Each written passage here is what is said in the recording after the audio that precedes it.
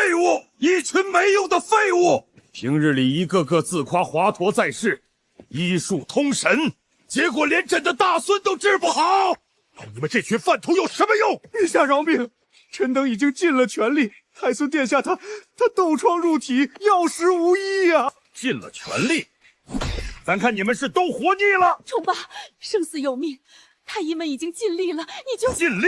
咱的大孙要是没了，他们一个都别想活。咱告诉你们，3日之内，太孙若是醒不过来，太医院上下所有人满门抄斩。陛下饶命！陛下饶命啊！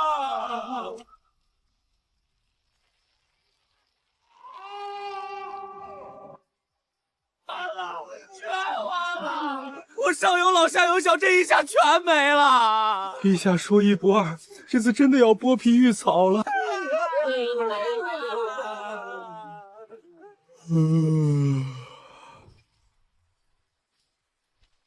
穿越过来3个月，从现代落魄医学生变成太医院分拣药材的小杂役。本来打算混吃等死，没想到老朱直接来了这么一出。医疗天下系统已激活，功能可兑换现代所有药品、疫苗、医疗器械，治愈患者获取积分，身份越高积分越多。所有物品均需使用积分兑换。通过治疗患者获取积分，治愈患者的病情越严重，患者身份越高，获取的积分越多。也可以用黄金购买1两黄银100积分，当前积分余额0。新手礼包已发放，首次兑换免费，限1次。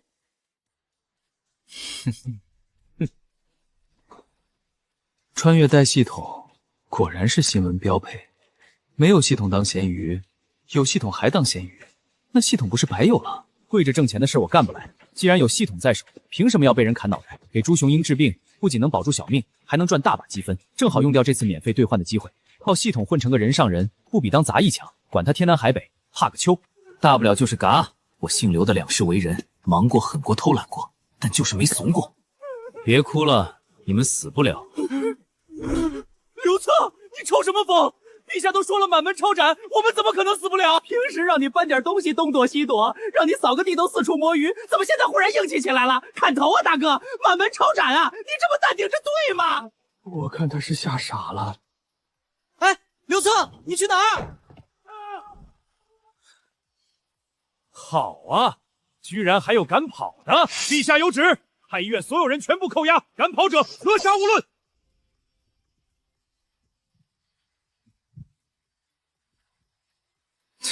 少他娘的跟我废话，带我去见陛下。你说什么？我说我能治好太孙的病，你们要是敢耽搁，太孙有个3长2短，看你们的狗头还能不能挂在脑袋上？还傻了吧唧的站着干什么？带我去见陛下！你们锦衣卫也没几个好人，我都懒得跟你们废话。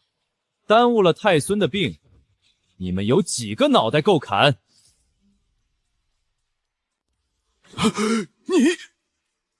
你说什么？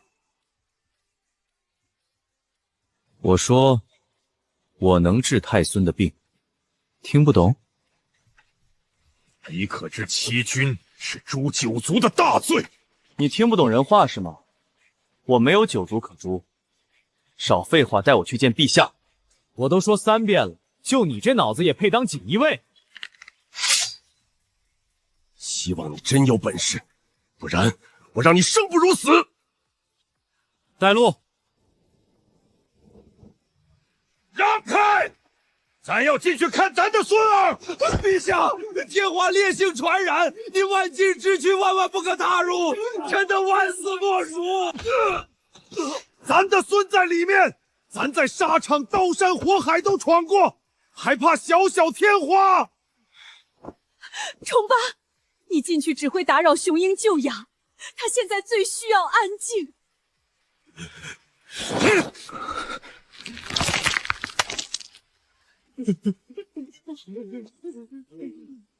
咱再警告你们一次，谁敢偷奸耍滑，太孙若有3长2短，你们一个别想活，家人一个也跑不了。陛下，他们已是尽力，你再逼也无用。父皇，太医们无能，罪在其身，求您莫祸及家人。太子殿下仁厚，今日若能活命，必当以死相报。世人只知朱标仁厚，却不知这个楚军是个黑芝麻汤圆。朱元璋说诛九族，他劝诛三族，已是天大的恩典。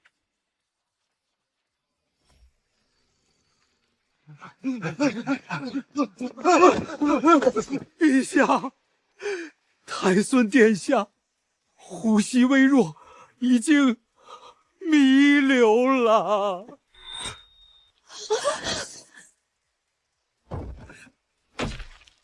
臣等无能，请陛下责罚。你们这群混账，都该死！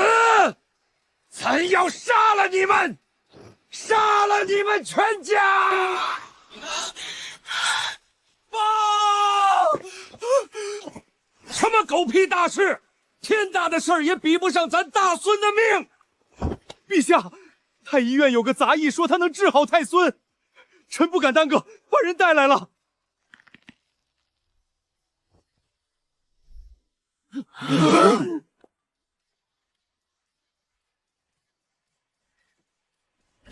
刘策，那个分解药材的懒鬼，他连药方都认不全，怎么可能治天花？让他过来。太医院杂役刘策见过陛下，皇后娘娘，太子殿下。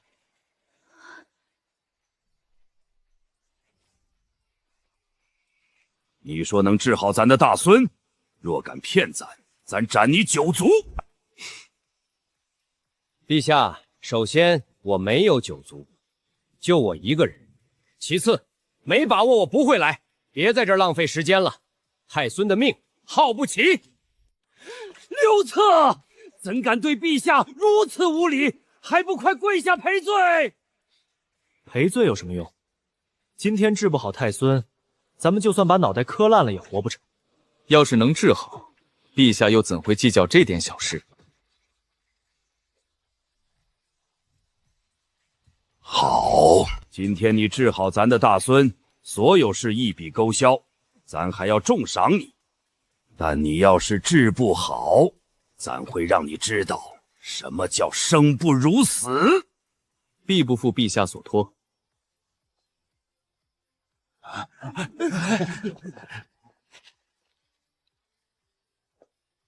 都回去，这房间留我一个人就够了。我什么？你们在这里帮不上任何忙。不用人打下手，我的治疗法子，他们谁也不会。这群人在这儿，只会碍手碍脚。陛下也不用担心我害太孙。我要是想害他，干脆不来就是。反正他现在这状况，也活不过今晚了。您说呢？陛下放心，我说能治，就一定能治。希望你说到做到，不然你的下场……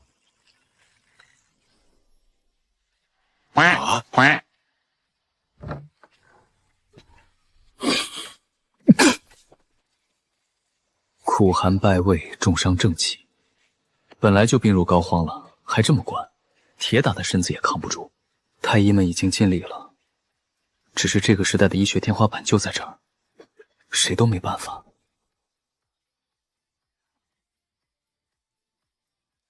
你们都出去。可是留在这里耽误我治病，万一太尊有个三长两短，你们担当得起吗？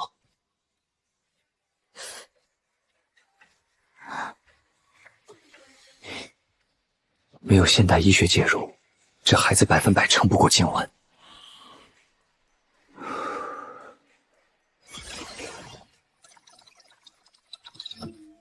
就是这个了。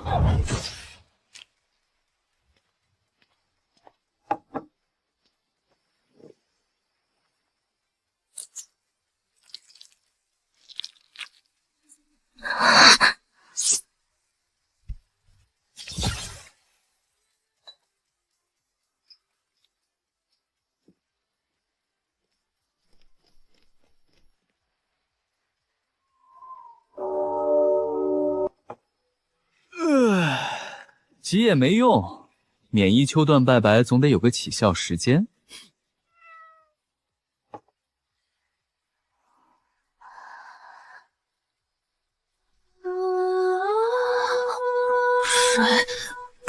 水。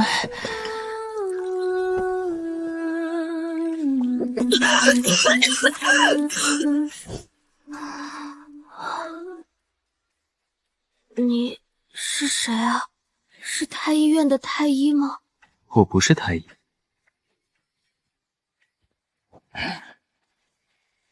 我是太医院的杂医。杂医？太孙，你的病已经控制住了，好好休息，别多说话。我去叫你皇祖父他们进来。不对，宫里的杂佣从来不敢这么看我。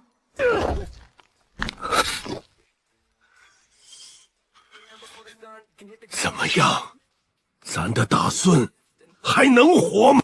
陛下放心，太孙已经醒了。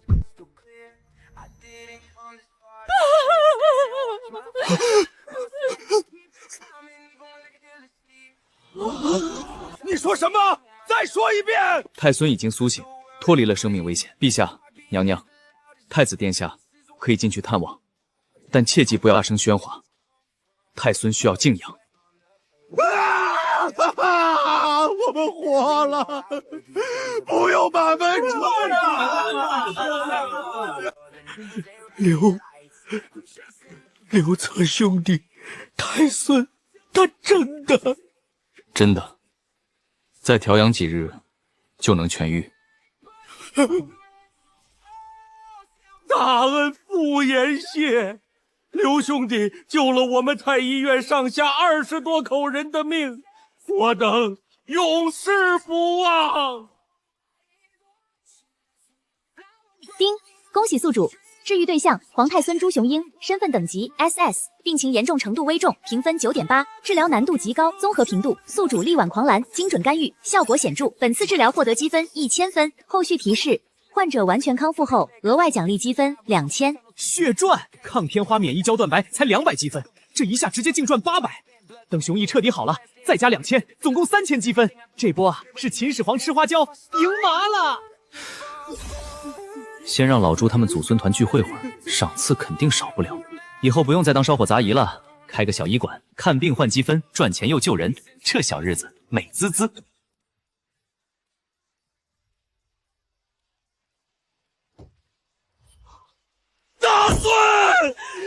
大孙，你醒醒！雄鹰，我的雄鹰！大孙，看看咱是你皇祖父啊！皇祖父醒了就好，你可把咱吓死了，咱的好大孙。好孩子，皇祖母在，不难受了啊。好好养病，爹在。让你们担心了。等你好了，咱带你去城外打鸟，新做的弹弓给你收着呢。那匹小白马也喂得膘肥体壮，咱亲自教你骑马射箭。陛下，雄鹰好像睡着了。什么睡着了？这是又昏过去了。刘策在哪儿？快看看咱大孙，他又昏过去了，怎么回事？是不是又不行了？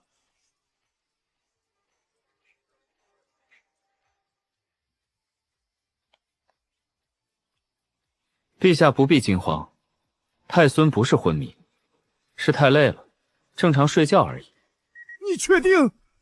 他刚才还好好的，怎么突然就睡过去了？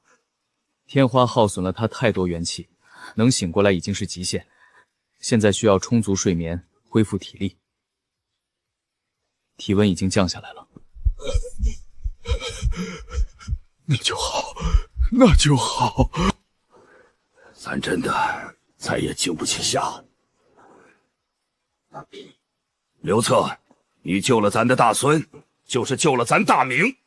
你想要什么赏赐，尽管说。说，想要什么赏赐？黄金万两，还是世袭爵位，咱都给你。赏赐不急，陛下，先听我说完遗嘱，不然太公病情反复，谁也救不了。你说，咱听着。第一，派2个细心的宫女守着。太孙醒了，只能喝清米汤，不能稠。鸡蛋、鱼肉一概不能碰，虚不受补，吃了只会加重病情。就喝米汤，咱大孙身子这么虚，不得补补？陛下，您是大夫还是我是大夫？现在就是催命。行，就按你说的办。第二，醒了只能喝温蜜水，不能太甜。第三，绝对不能跟他说太多话，更不能大吼大叫，耗神会拖慢恢复。是我们太激动了，忘了你之前的嘱咐。刘先生教训的是我们考虑不周。人之常情，下次注意就好。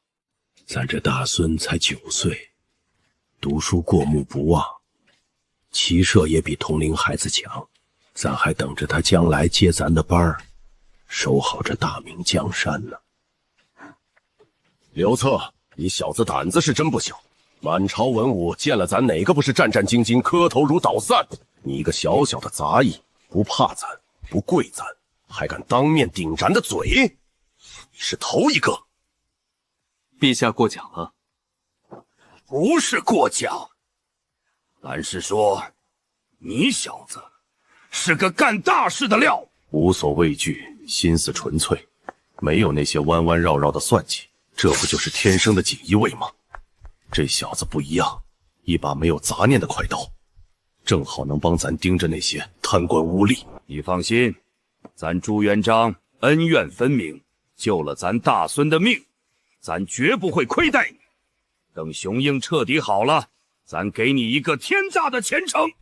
从现在起，太孙的病全权交给刘策，太医院所有人听他调遣，东宫上下任他使唤，谁敢不听，直接报给咱，咱砍了他的脑袋。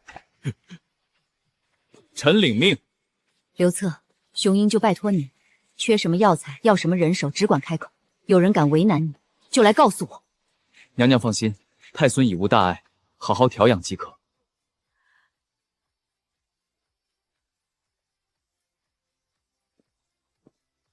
这是东宫出入令牌，拿着方便行事。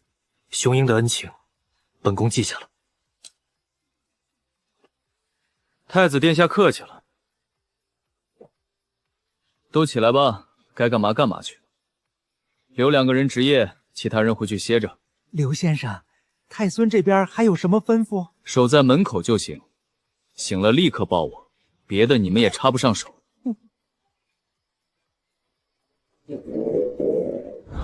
从早上忙到现在，一口饭没吃，快饿死了。你过来，去厨房让厨子做几个好菜送来，荤素都行，别太油腻，够我一个人吃就行。快点做，把我饿坏了，我上门踹他灶台去。是。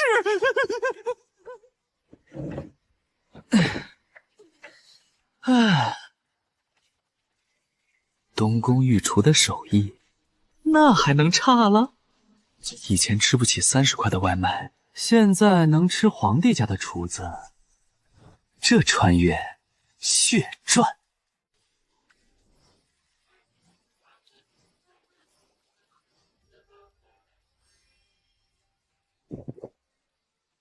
刘先生，需要奴婢伺候您用膳吗？不用不用，你去给我沏壶淡茶来就行。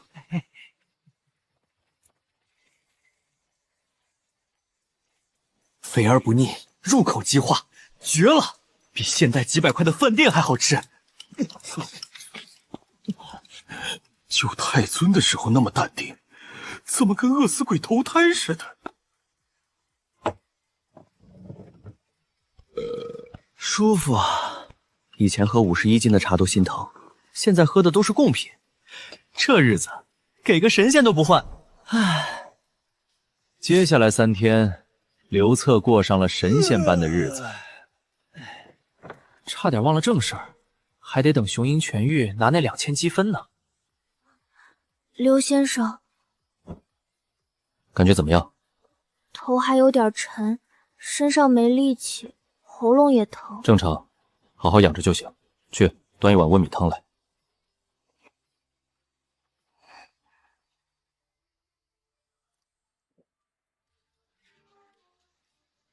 今天就这些，明天就能喝粥了。朱标教孩子真有一套。9岁的皇太孙，大病初愈，不吵不闹，还懂感恩，比现代好多熊孩子强多了。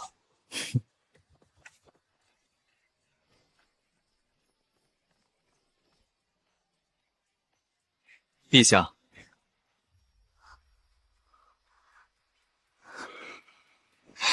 咱大孙夸你医术天下第一。太孙果然实诚。这小子说什么？合着咱大孙夸他是天经地义？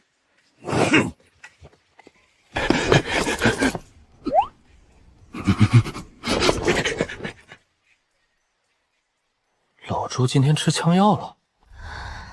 别动！跟皇爷爷还讲什么礼数？瘦了，脸上都没肉了。等你好了，皇爷爷带你去猎场打兔子。皇祖父，我好多了。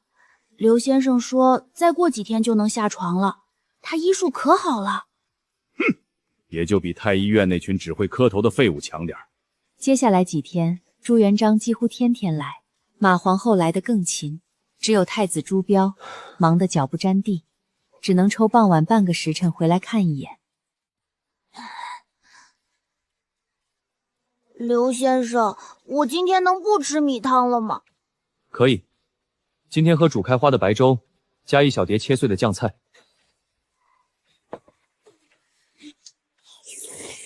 太好吃了！这是我这辈子吃过最好吃的东西。慢点吃，别烫着舌头，烫坏了我可不管治。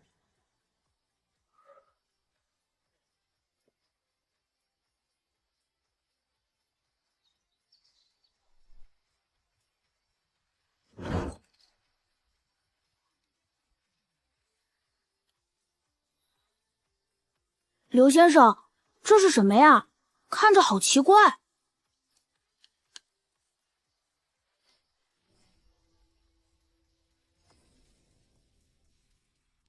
刘先生，这棋盘上画的格子是什么？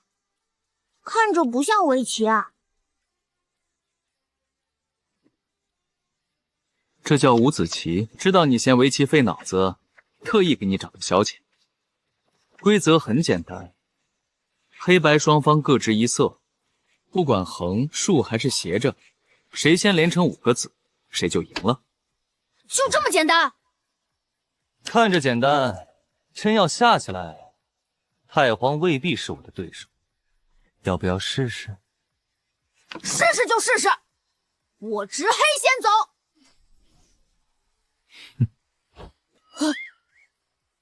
怎么回事？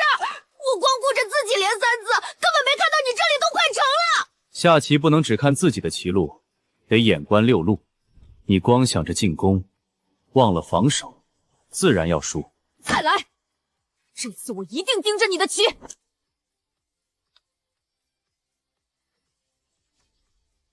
我赢了，刘先生，我真的赢了。这孩子哪有半点皇太孙的架子，就是个普通的9岁小孩，故意让他赢一局，心情好了，身子恢复的也能快些。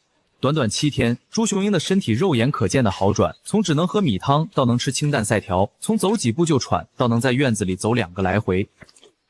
而刘策在东宫的日子也过得越发舒坦。周师傅，今天中午做个红烧肉，再炖个鸡汤，要炖得烂一点。一个小小的杂役，真把自己当主子了？天天顿点菜，我堂堂东正主主厨，来吧，凭什么伺候你？殿下，求您给小人做主，小人实在是伺候不了那位刘先生了。别急，慢慢说。怎么回事？他一个立了点小功的杂役，居然天天摆谱。今天要红烧肉，明天要清蒸鲈鱼，后天又点名糖醋排骨，顿顿不重样。小人好歹是东宫的主厨，伺候的是您和太孙殿下，总不能天天围着一个杂役转吧？这要是传出去，咱们东宫的脸面往哪儿搁呀？老周，本宫先问你2个问题。第一，太孙这次病危，是谁把他从鬼门关拉回来？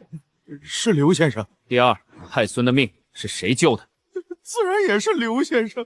既然你都清楚，那还有什么好抱怨的？刘先生救了本宫唯一的儿子，这份恩情，本宫拿金山银山谢他都不为过。现在他只是想吃几口合口的饭菜，比起他的救命之恩，连九牛一毛都算不上。你身为东头主厨，连这点事都不愿意做，是觉得本宫的儿子不值得你用心伺候吗？小人不敢，小人糊涂，是小人狗眼看人低，忘了刘先生的大恩，求殿下恕罪。起来吧，本宫也不罚你，毕竟你在东宫干了10几年，没有功劳也有苦劳。但是本宫把话说明白，从今天起，刘先生想吃什么你就给他做什么。他要天上的龙肉你弄不来，本宫不怪你，但他要的红烧肉你都敢推三阻四，那就是你的态度问题。到时候可别怪本宫不讲情面。小人明白了，小人以后一定全心全力伺候刘先生，绝无半句怨言。去吧。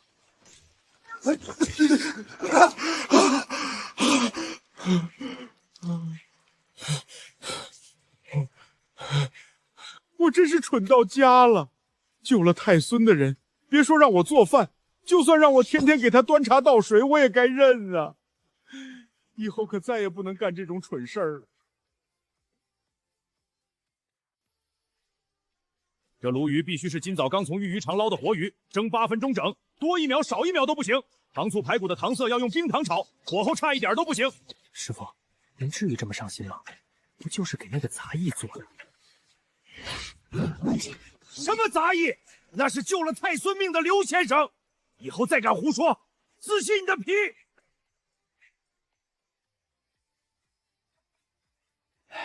赶紧给刘先生送去，别凉了。对了，明天问问刘先生想吃什么，把我那道压箱底的酱牛肉也给他做上。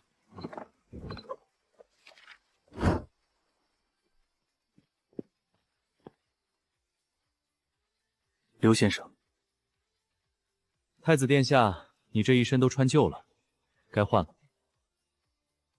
还能穿，不碍事，干净就行，讲究那些干什么？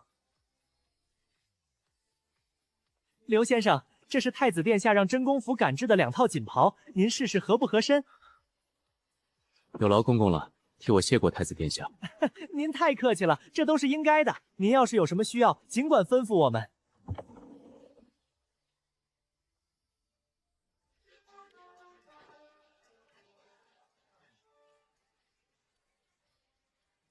还成。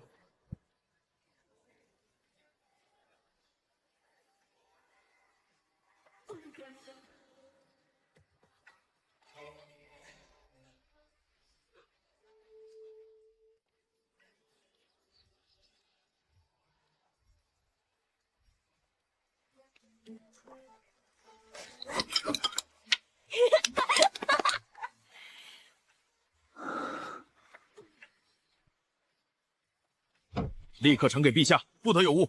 是。这刘先生到底是什么路数？换了别人得了太子这般恩宠，早飘上天了。他倒好，跟个退休老头似的，除了吃什么都不讲究。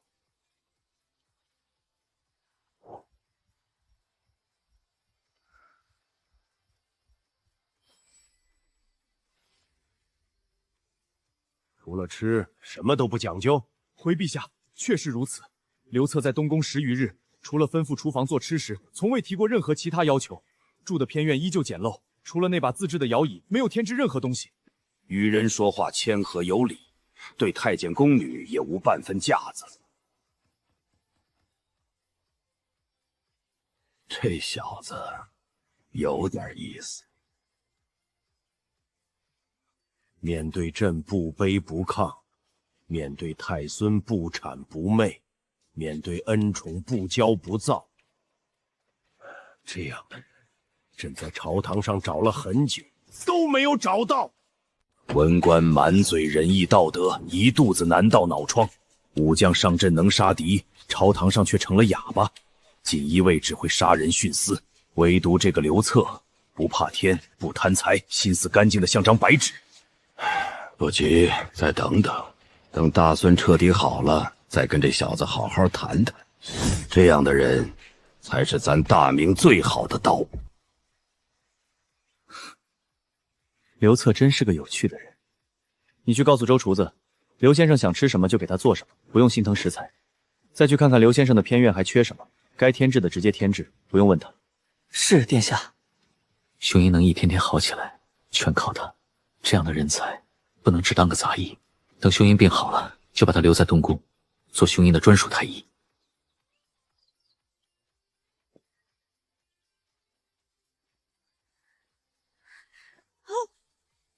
刘先生，太孙今天精神头这么好，我今天走了3个来回都没累，咱们再下五子棋好不好？昨天你那个双三套路，我想出破解的办法了。好啊，那我倒要看看太孙琢磨出什么高招了。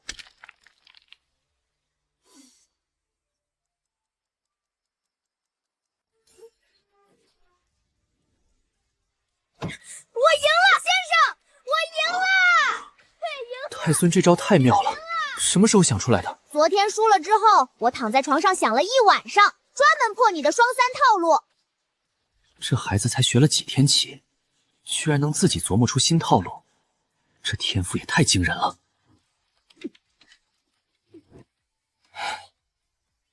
唉，还是刘先生厉害。不过我又想了好几个新招，咱们再来第5局。好啊。拜见陛下，拜见娘娘，拜见太子殿下。孙儿拜见皇祖父、皇祖母，拜见父王。好得很。我的雄鹰受苦了，现在还难受吗？皇祖母，我一点都不难受了。刘先生说我的天花已经好透了，就是之前伤了元气，再养养就跟以前一样了。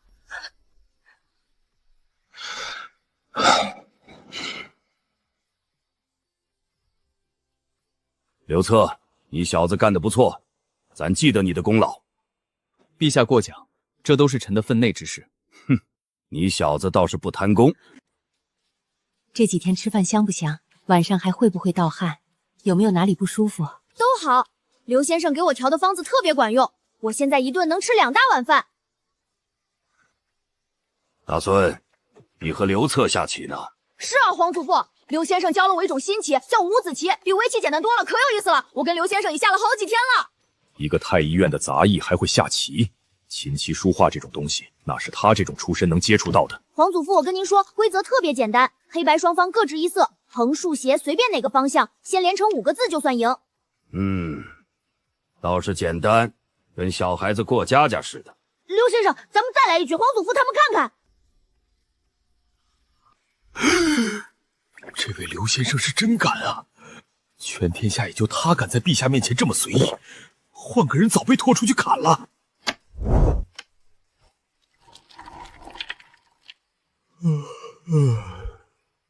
怪了，这么简单的规则，怎么下出来这么多门道？看着是进攻，实则是防守；看着是闲棋，居然藏着杀招。好，这一步走得妙。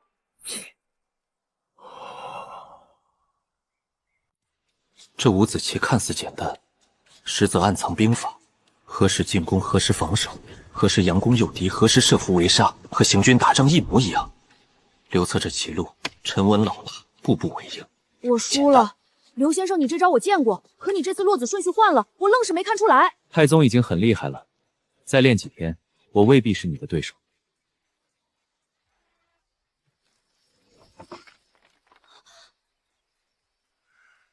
再来一局。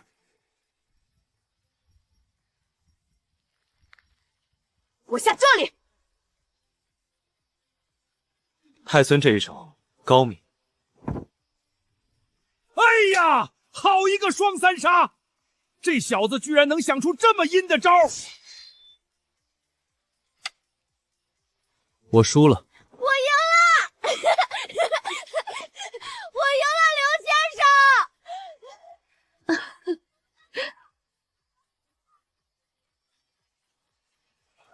子不仅会治病，还懂奇道通兵法。一个太医院的杂役，怎么会有这么大的本事？而且面对咱和太子，始终不卑不亢，不贪功不谄媚，真是难得。刘策，你跟咱也下一局。陛下要跟人下棋？陛下当了皇帝之后，什么时候跟人下过棋？上一次还是跟徐达大将军在军营里吧？谁不知道跟陛下下棋是找死？赢了不高兴，输了说你敷衍。不玩了，没意思。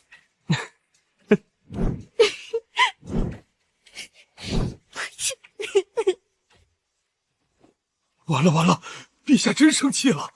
刘策这小子胆子也太大了，居然敢连赢陛下5局，这下怕是要掉脑袋了。咱大意了，重来。再来！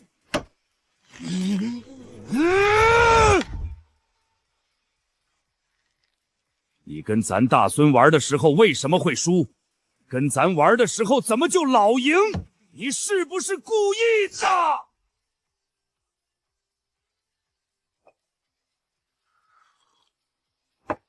陛下息怒，您想啊，太孙天资聪慧，又跟着臣下了好几天棋，棋艺自然精进。陛下今日是第一次玩五子棋，不熟悉规则和套路，玩不过臣，再正常不过了。哼，算你小子会说话。再来一局，这次咱认真了，看你还能不能赢咱。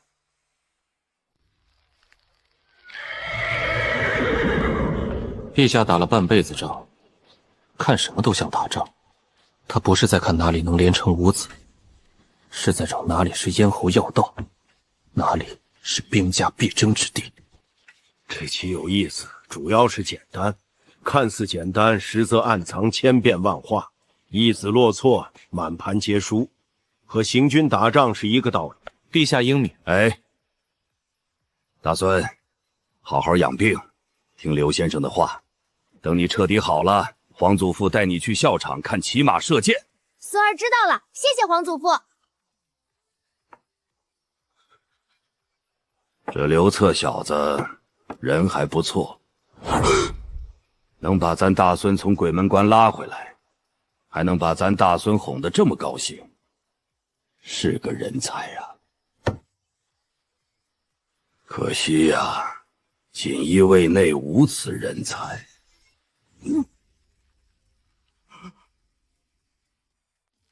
陛下，属下也能做到和刘先生一样。陛下夸刘策就是真的看好他。陛下说锦衣卫没人，就是想把刘策弄进来。果然没错，陛下就喜欢硬骨头。那些卑躬屈膝的文官武将，陛下早就看腻了。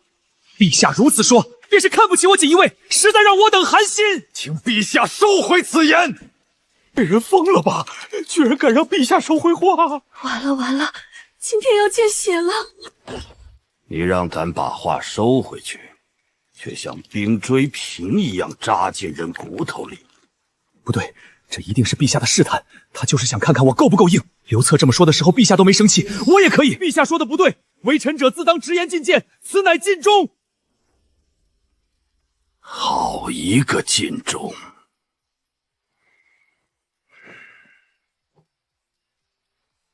来人，属下在。把这个要尽忠的货色拖出去，打50大板，看他以后还敢不敢这么和咱说话。不对啊，剧本不是这样的。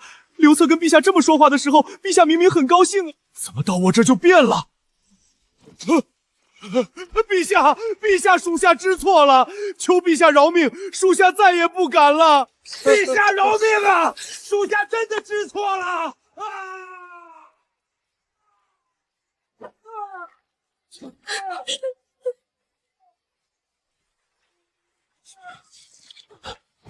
陛下，50大板已打完。陛下，属下知错了，求陛下开恩。回去养伤，养好了再回来当差，扣你3个月俸禄。我真是蠢到家了。刘策是刘策，我是我，人家放肆是本事，我放肆就是找死。下次再敢学他，全家都得没了。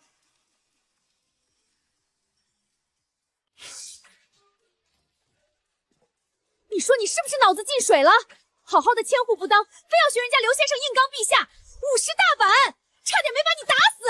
这3个月俸禄也没了，咱们一家回西北风去啊！别说了，别说了，我都悔青肠子了。我总算懂了，刘策跟陛下对着干，那叫有个性；我跟陛下对着干，那叫没规矩。区别在哪儿？区别在人家有真本事能救太孙的命，我没有啊。合着我白挨了50大板，还扣了3个月俸禄。别挠！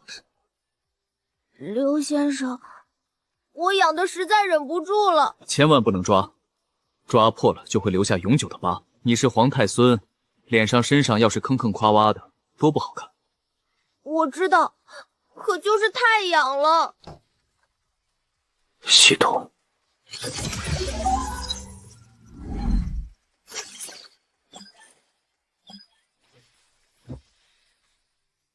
这个止痒膏每天涂2次，哪里痒涂哪里，涂上去就不痒了。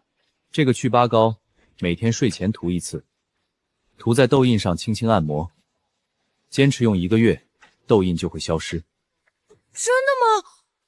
涂了这个，脸上的印子就都没了？当然是真的。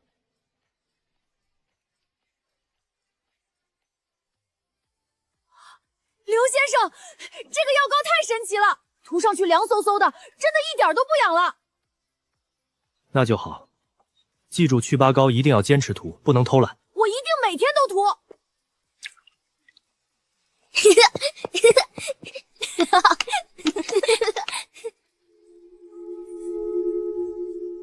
刘先生，你看，我脸上的印子都快没了。是啊，跟生病前一模一样了，身体也全好了，明天就能回学堂上课了。刘先生，我去上学了。去吧，好好学习。刘先生，等我放学了，咱们还下五子棋。我最近又琢磨出好几个新套路，肯定能赢你。好，我等着你。这孩子是真招人喜欢，聪明又懂事，能把他从鬼门关拉回来，真好。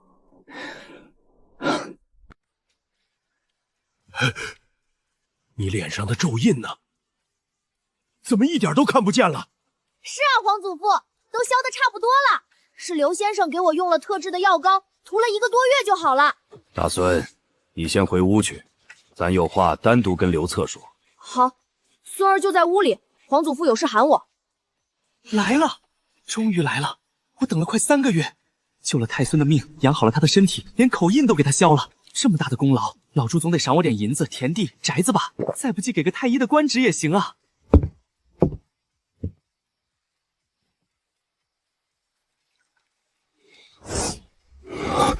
老朱这是搞什么鬼？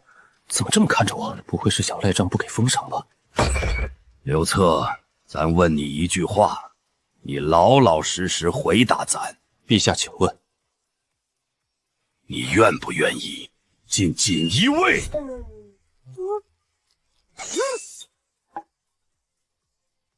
锦衣卫？老朱脑子瓦特了吧？我一个救死扶伤的医生，你让我去当特务？好人谁进锦衣卫啊？那地方全是干脏活的，抓人、拷打、监视、告密，什么缺德事儿都干。我这性格去了，不得先跟那群混账打起来？我不干。你不愿意？这是朕亲自给你的封赏，多少人挤破头都想进锦衣卫，你居然说不干？我不愿意。陛下，您别逗我了，我一个只会看病的医生，哪能干得了锦衣卫的活？哦，你是担心自己不会武艺，这有什么？不会可以慢慢学，咱有的是最好的教头教你。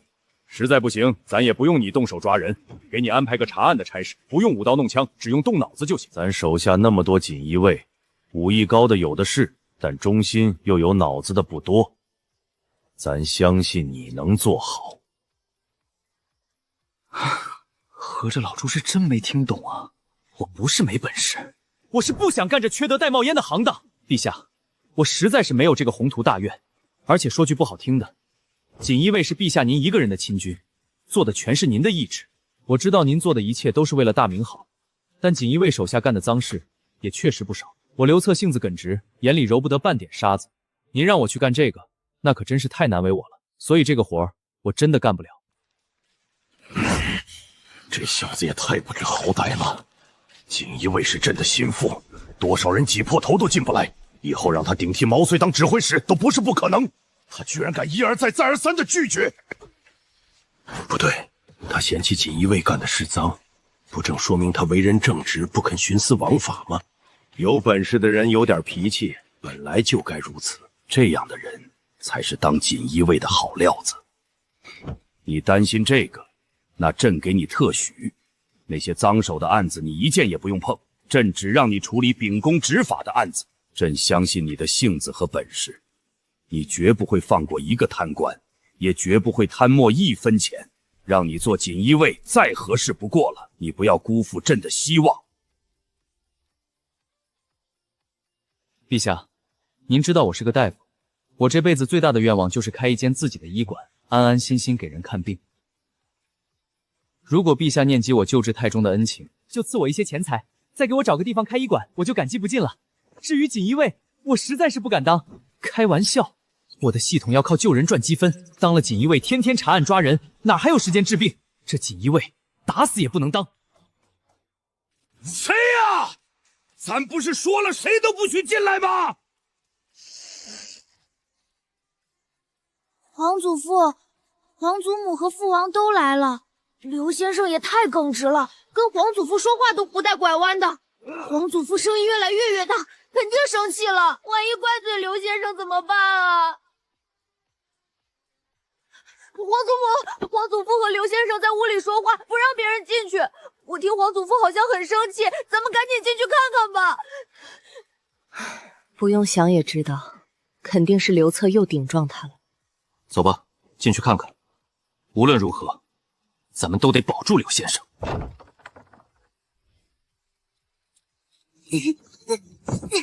皇祖母，您坐。皇祖父，崇爸，你和刘策在这儿说什么呢？怎么一脸不高兴的样子？还不是这小子！咱想让他当锦衣卫，他居然屡次三番拒绝咱。你说他是不是不知好歹？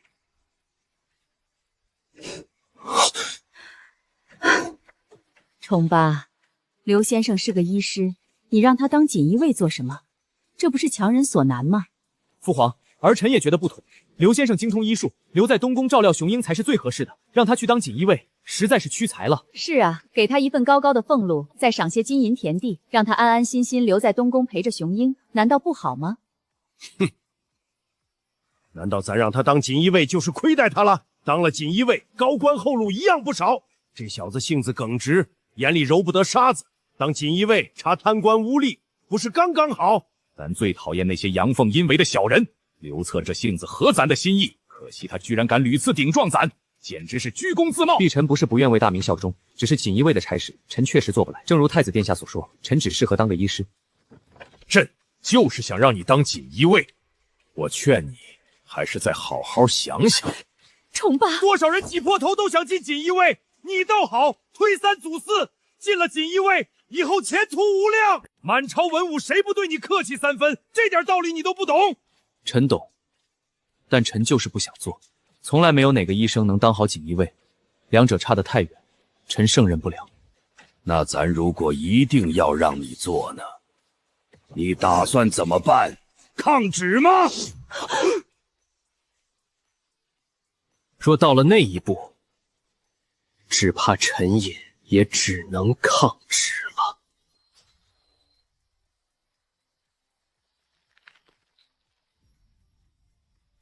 陛下不管是要杀要剐，还是凌迟处死，臣都没有意见。只是这天底下，还没有人能强迫臣做不想做的事。就算豁出这条命，也没什么大不了的。我堂堂男子汉，何惜一死？陛下可以杀了臣，但绝不可能强迫臣。崇岛，你别逼他！刘先生救了雄鹰的命，咱们不能恩将仇报啊！父皇，刘先生性情耿直，他说的是真心话，您就别为难他了。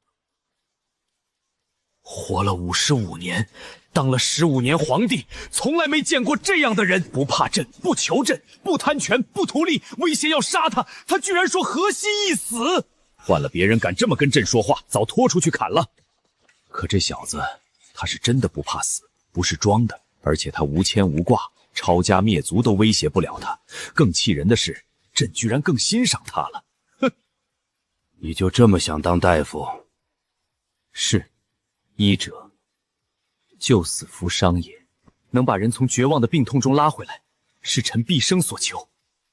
就像当初救活太孙一样，当太孙睁开眼睛的那一刻，臣的高兴丝毫不亚于陛下。臣救活的不只是一条年轻的生命，更是大明的未来。这份成就感，比任何高官厚禄都要重要。这辈子见过太多阿谀奉承、口蜜暗道的人，他们笑是冲着朕的龙椅，忠是冲着朕的权力。可刘策不一样，他不怕朕的刀，不贪朕的官。他说的每一句话都是真心的。刘策，你刚才说的那些话是真心话，句句真心，如有半句假话，天诛地灭。你真的就这么想当大夫，比当什么官都想？比当什么都想。咱要是给你一座金山，让你别当大夫了，你干不干？陛下，金山能救人治病吗？金山只能救穷，却治不好病痛。可我这一双手能救人命，您给我再多的钱，也买不来这份本事，更买不来这份心。所以金山，我不换。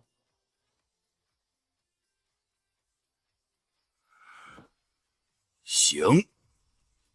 算你小子有种，咱不逼你了。锦衣卫你不当就不当吧，朕把你砍了，咱倒成了不讲道理的暴君。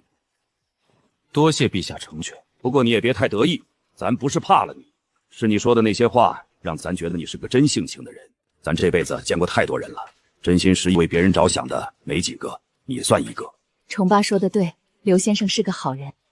你不愿意当锦衣卫，咱不勉强，但你救了咱的大孙，功劳伯仲，咱不能让你白干。说吧，你想要什么？陛下，臣确实有个不情之请。说。臣想开个医馆。就这还不够吗？不过陛下若是能赏臣一些本钱，那就更好了。您也知道，臣就是个太医院的小杂役，一点积蓄都没有。就算赐了门脸，也没钱买药，雇不起抓药的伙计。而且皇城根下个个都有权有势，臣没个背景，怕是开不长久。这孩子倒是实在。这位刘先生当真是天不怕地不怕，跟父皇要钱都要得这么理直气壮。皇祖父，我觉得刘先生说的对，要不您别让他开医馆了，让他留在东宫吧，给刘先生封个大官，天天陪我下棋。你就向着他吧，就这小子的驴脾气，你让他留下他都不带留的。咱算是看出来了，他就是想给天下人治病。行了行了，少跟咱玩心思，咱还能亏待你不成？咱赐你黄金500两，够你买药雇人了吧？够，多谢陛下。另外赐你7品文林郎，给你个官身，再赐你1块御赐行医金牌。谢老成器，你小子神医排长，咱亲自给你写。刘策，就如同皇后娘娘现在这样，积劳成疾，臣现在就愿意给皇后娘娘治疗。你说什么？妹子，你身体不好，你怎么不早说？什么叫积劳成疾？皇祖母，您生病了吗？你们都别紧张，我身子好着呢。娘娘，您可不要太乐观。心悸失眠、胸闷少食，都是常有的吧？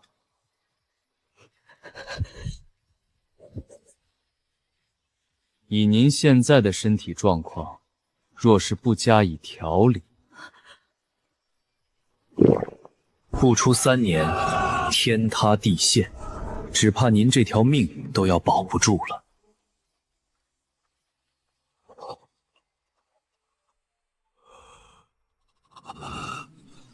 你说什么？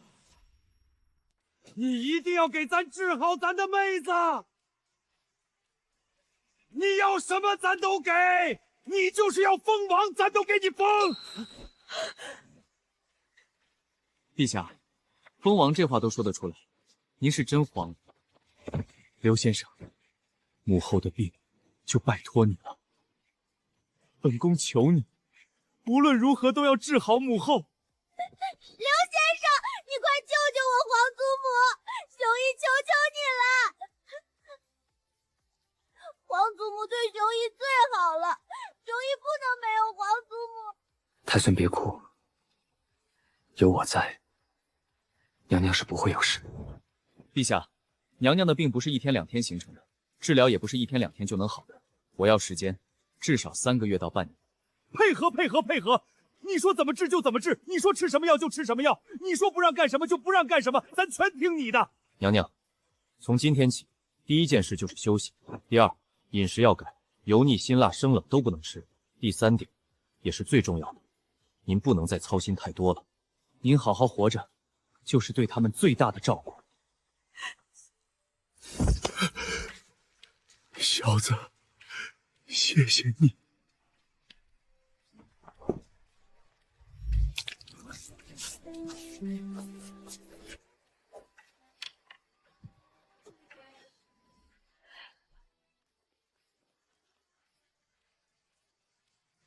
去太医院把院士给他叫来，快！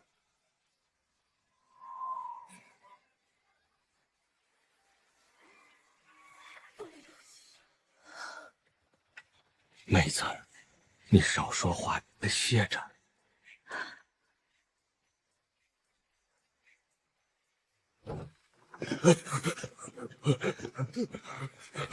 陈太医院院士，都别整这些虚礼了，都给咱起来，给皇后诊脉。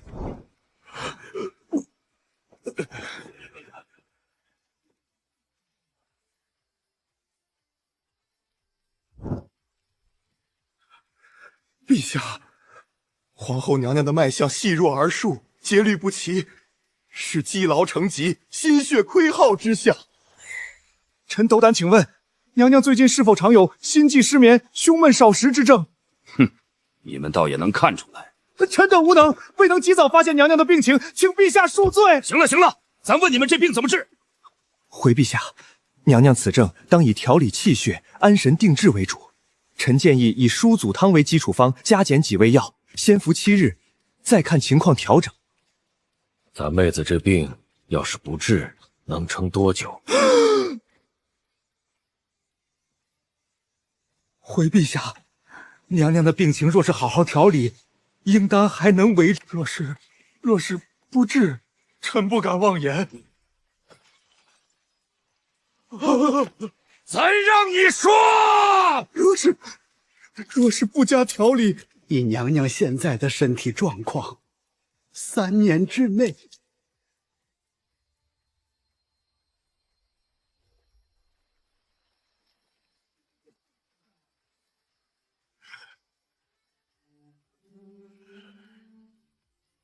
滚下去吧！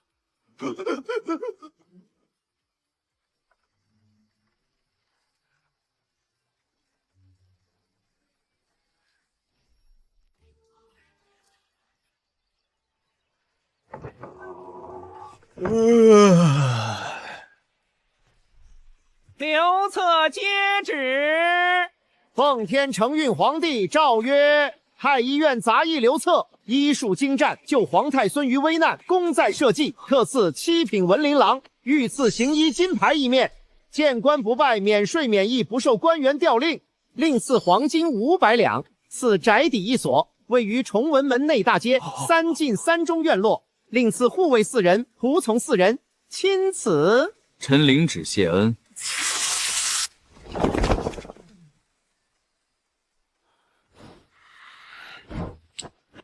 去置办几桌酒菜，今天搬家，大家吃顿好的。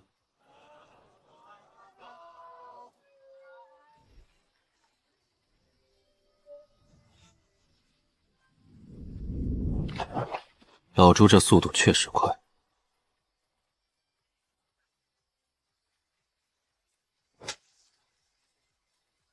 刘三，咱们这附近有什么娱乐的地方吗？先生，附近有教坊司和勾栏，能听姑娘唱曲。就去教坊司溜达溜达。去教坊司？先生，您可是陛下看中的神医。我要去哪儿和我的医术没关系，你跟着就行了。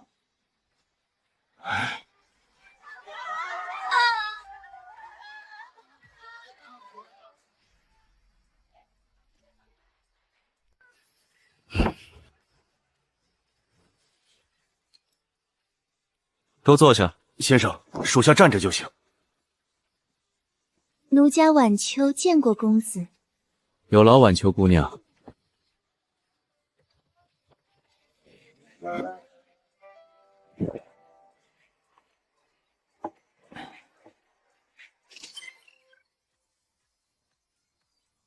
好感度外挂，好东西。晚秋就在这间房子，把他给我带出来！小爷要听他唱曲儿。小爷，你外面谁？你认识？是一位小爷，他地位非同寻常，就算把奴家杀了，也不会有事的。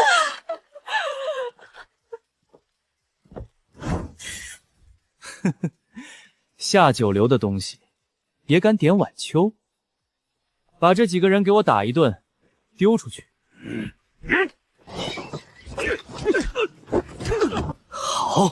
好得很，敢对我的人动手！先生，这个人属下好像见过一次，如果是那位，咱们惹大麻烦了。能有多大？公子啊，这位小爷你可惹不起，赶紧赔礼道歉。我这人就不怕麻烦，小小年纪就来教坊司鬼混，你家人不管你吗？你这个贱种！小爷要去哪儿，轮得到你管吗？现在把我的人放了，跪一个时辰，然后滚！不然，休说是你，便是你家里的任何一个贱人贱狗，小爷都给你屠尽了！我这人吧，就一个毛病，吃软不吃硬。你是谁家小孩？报个名，也好让我知道是谁家教出来的好儿子。人和人都是一样的，你比谁又高贵到哪里去了？小小的年纪，说话就如此恶毒，我就带你爹教训教训你。你敢打我？你知道我是谁吗？我是十皇子陆王朱台。王子犯法与庶民同罪，没有任何波澜。别说是你，就算当今陛下如此嚣张害民，我也饶他不过。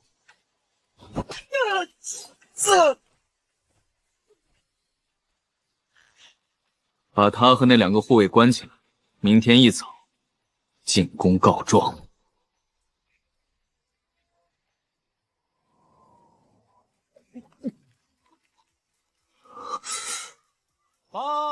棒，天干物道。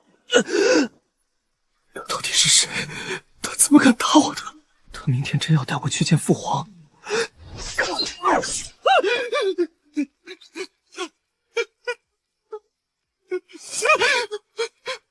我错了，我再也不去和贵演艺场所了。咱之前要是知道这混账，总偷偷跑出去，去教坊司那种地方。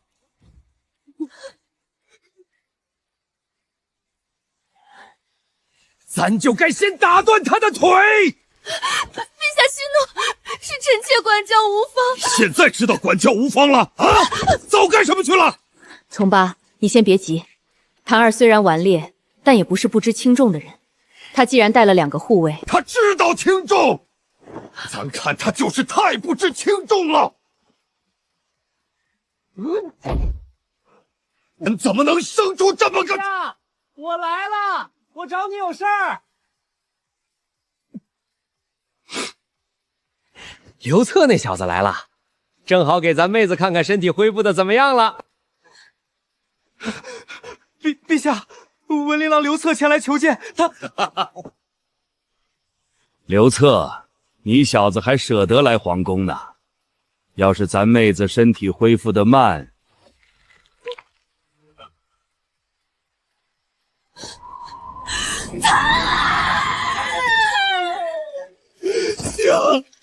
啊！陛下，臣把您儿子送回来了。不过嘛，臣得先跟您告个状。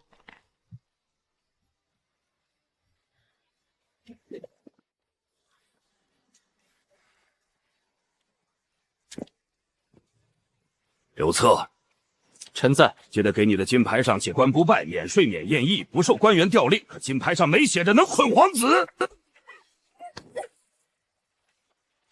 姐姐，陛下说的对，金牌上确实没写，所以臣才要先告状。告完状，陛下要罚，臣认。但这状不能不告。而且臣把话放在这儿，陛下要是不管，臣今儿就不走了。陛下准备供饭吧。行，你这个混账小子，给咱说说，咱听着。臣昨晚闲来无事，去了教坊司听曲。陛下别误会，臣点的是一位叫晚秋的姑娘，弹得一手好琵琶。臣就是去喝喝酒，听听曲儿，吃吃饭。臣正听着曲，吃着饭，鲁王殿下闯进来。鲁王殿下进门就抢人，说晚秋姑娘今晚得陪他。臣还没等说话，鲁王殿下便骂。鲁王骂臣是下九流的贱货和泥腿子。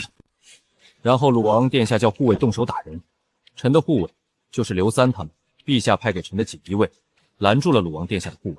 他说他是当今陛下的十皇子鲁王殿下。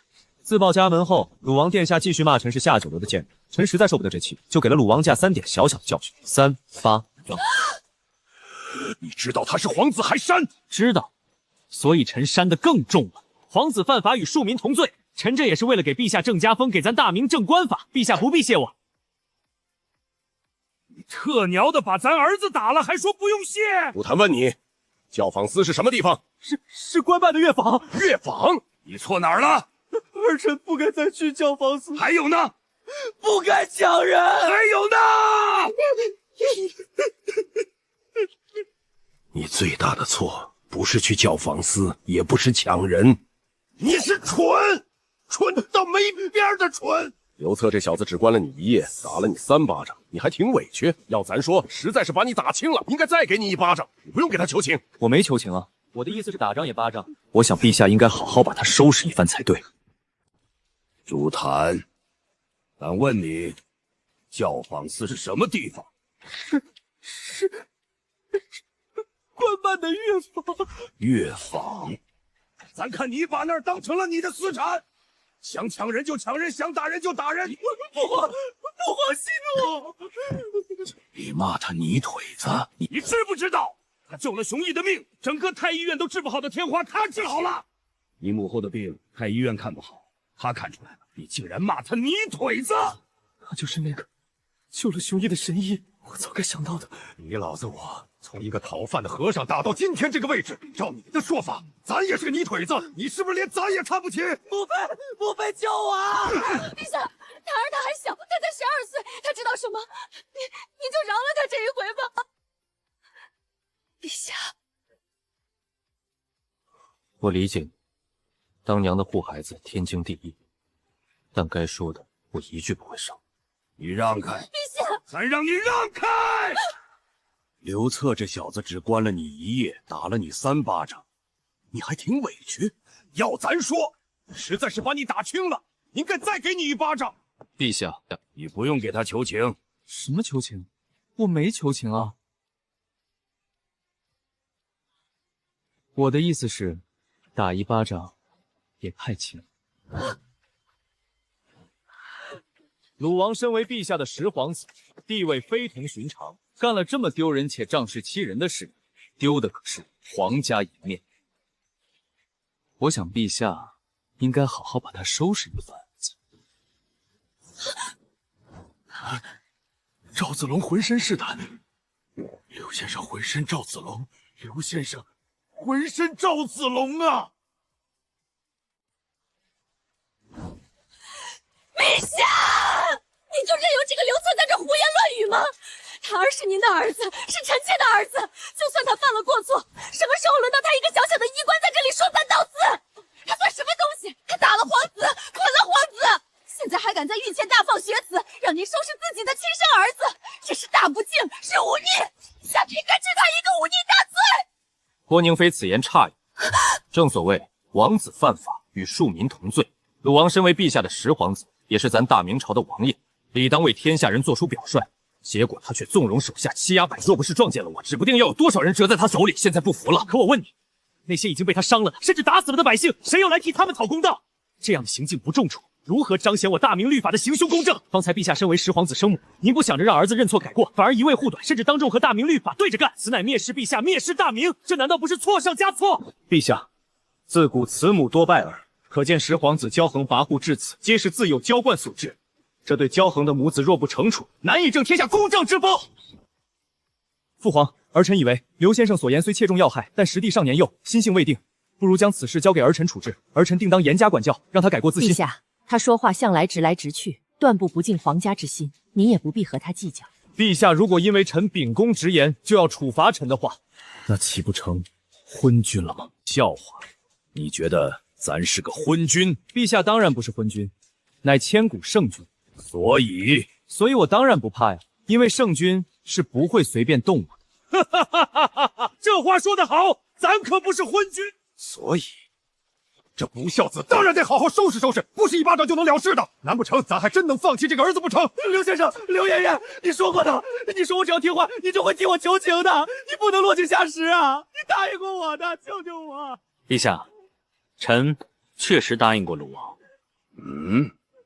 如果关他这一晚他不闹腾，臣就替他说几句好话。只要他肯替檀儿求情，看陛下的态度，肯定能保住檀儿一命。请陛下不要追究这两位护卫的责任，他们只是护卫，只有听命的份，没有拦阻皇子的权利。被我擒下关了一夜，已算是惩戒。这十皇子变坏，怪不到他们头上，请陛下开恩。在理，这混账小子非要出去鬼混，护卫怎么拦得住？本来咱想把他们发配充军，既然你求情了，咱就给你这个面子。谢陛下开恩，谢先生救命！你怎能如此？你给这两个下贱东西求情，都不给我求情，你骗我！陛下，您瞧见了，您还在这儿站着呢，他还敢这么放肆大呼小叫，就这样的叛逆之子，不收拾能行吗？你说的很对，滚！这个疯子，连陛下的面子都不给，甚至敢当面讽刺陛下，陛下却如此纵容他，这到底是为什么？他身上那股子天不怕地不怕的劲头，竟然和陛下睥睨天下的气势有几分相似。难道这个刘策是陛下的私生子？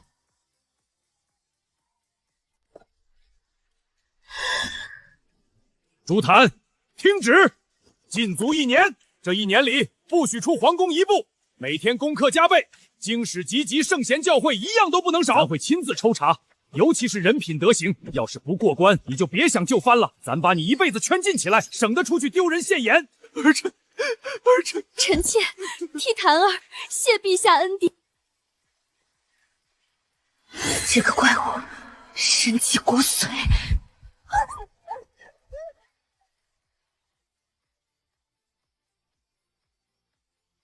陛下圣明。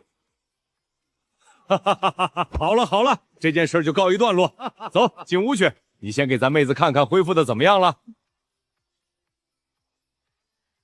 真有你！我娘嘞！我当锦衣卫这么多年，就特别没见过这么勇的人。别说你，我也没见过。陈大人，我记得您上次学刘先生顶撞了陛下一句来着，挨了多少板子？50大板。养了多久？1个半月。扣了多少俸禄？3个月。你他娘的老问我这些干什么？没什么，我只是觉得您学的还是不太像。确实，你要是学的10成像，现在9族都没了，哪里是打板罚钱去这么简单？忍住！这俩孙子现在是刘策的人，要是揍了他们，惹恼了那位祖宗，老子这辈子就算交代了。我现在怕他，简直比怕皇上还多啊！娘娘虽然身体仍有亏空，但比前几日恢复了不少。归府汤继续喝，过阵子我再换副药，长此以往，恢复健康不是问题。好。这几日确实精神好了，心悸也轻了。刘策，你这方子当真管用？不过娘娘最怕操心劳累，这事儿就得劳烦陛下多上心了。我总不能天天往后宫跑，还是得陛下常来陪。你小子，咱每天一堆国家大事，你又给咱找麻烦是吧？您就算是陛下，那不也是娘娘的丈夫吗？当丈夫的陪妻子有什么问题？难道您不愿意来啊？好小子，挑事儿是吧？妹子，你别听这小子胡说八道，他就是故意挑拨咱俩的关系，分明是欠揍啊！刘先生对咱们这些下人不摆架子，赏钱给足，甚至还让咱们坐下同桌吃饭。今天亲眼见了先生在御前说话的分量，我算是彻底服了。跟着这样的人，值了。从今往后，就算先生让咱们去死，我也心甘情愿。父皇日理万机，你也给父皇把脉吧，我怕他也有积劳成疾的隐患。对，给重八爷好好看看。不用，咱身体好得很。看你看就看，哪那么多废话？要是我的病治好了，你却出了什么事，你让我和彪儿怎么办？看就看呗。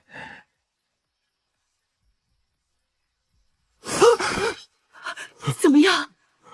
人与人之间果真不一样啊！咱怎么了？陛下真乃天选之子，这身体好的简直不像话，五脏六腑气血运行，样样气冲稳隆，简直比牛还要结实10倍。看到了吧？咱就说咱这身体是天下第一，妹子你可得好好保养，咱们呢都得长命百岁。大明太子朱标，历史上英年早逝，死在老朱先头。他一死，老朱发疯大开杀戒，蓝玉案株连无数。再后来建文帝削藩，逼得朱棣造反，靖难之役，天下大乱。这一切的源头，都在朱表的身体上。太子殿下，不如让我也给您看看。我还用看吗？我正值壮年，并无不适。你小子就别折腾了，彪儿年轻力壮的，能有什么问题？陛下，您以为天下谁都跟您似的，是铁打的怪物啊？别以为我不知道，大明这么庞大的政务，至少一半都是太子殿下在帮您熬夜批阅，好人也经不住这么熬啊！积劳成疾是怎么来的？娘娘不就是这么病倒的吗？快，刘策，快彪儿看看！彪儿，让刘策看，别犟！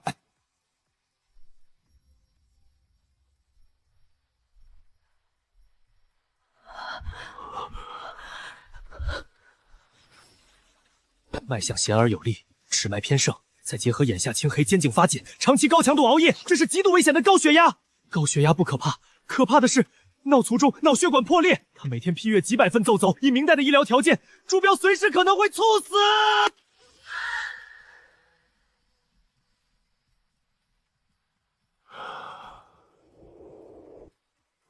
刘策，彪儿他到底怎么了？刘先生，姑的身体当真有问题。刚才给咱把脉，10几个呼吸就完事儿了，给妹子看也没超过1盏茶，怎么轮到彪儿看了这么久？哎呀，你小子别卖关子了，快跟咱说，彪儿到底怎么了？不会连你也治不了吧？那倒还不至于治不了，但是太子殿下的身体确实出了大问题。彪儿，你今年才27岁，正是一个男人最鼎盛的年纪。咱27岁的时候还在刀山火海里打仗呢，照样生龙活虎。你怎么就有问题了？你还是不是咱的儿子？父皇，我他妈哪知道啊！那个，其实吧，姑自己也是有点感觉。你有感觉？你有感觉还不早说？早干什么去了？拖时间长了，岂不是要搞出人命来？先闭嘴！刘策，彪儿到底怎么回事？你仔仔细细讲给我们听。太子殿下，您的五脏六腑都很健康，这点不必担心。但是您长期积劳导致气血上涌，风阳上训，头重脚轻，极度眩晕以及严重失眠。殿下，前2年就有眩晕的征兆了吧？是，前2年偶尔会眩晕，姑只当是批折子累了。那最近半年呢？最近半年越发频繁了，有时候批完站前会突然发黑，得扶着桌子缓很久。夜里明明困得要命，脑子里却乱糟糟的，翻来覆去睡不着，有点动静就惊醒。太医来看过，也说不出个所以然，只让姑多休息。可这大明朝政哪是说放下就能放下的？不要是我的彪儿！刘策小子，你跟咱说句实话，如果彪儿这病就这么拖下去，到底会怎么样？若是继续拖下去，轻则中风瘫痪，口不能言，身不能动，彻底沦为废人；重则这种病症最要命的地方，就是发作起来毫无征兆，速度极快，上一刻还在说话吃饭，下一刻人就直接倒了。等到发作时再抢救，根本来不及。往长了说，1日之内必然丧命，神仙无救。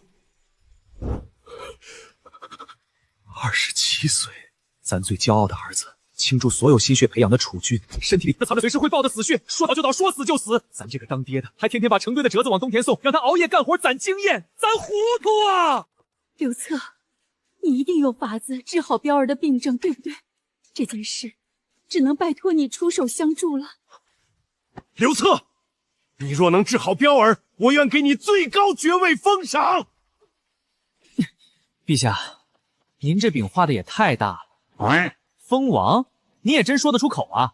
咱大明什么规矩我能不知道？非有战功不得封侯，更别说封王了。除了死后追封的徐达那批开国功臣，活着的异姓王，整个大明都找不出一个来。您就是把全天下的饼都画给我，我也吃不着啊！我又不是您亲儿子。虽然你之前赏的黄金500两、7品文林郎、御赐金牌和3进3出的大宅子确实很香，但异姓王这大饼我是真咽不下去。刘策小子，你就说咱对你怎么样吧。虽然你不是咱亲儿子，但有一说之，咱对你的印象那是相当之好，咱自己都不知道为什么，看到你就觉得亲切，就好像你真是咱亲儿子一样。真是奇了，我竟也有这种感觉，仿佛他真的和亲儿子一样。我们认识明明才几个月，简直不可思议。或许这就是缘分吧。所以咱不跟你开玩笑，只要你以后立的功劳够大，咱一定不会亏待你，就算不能封王，至少也给你封个侯。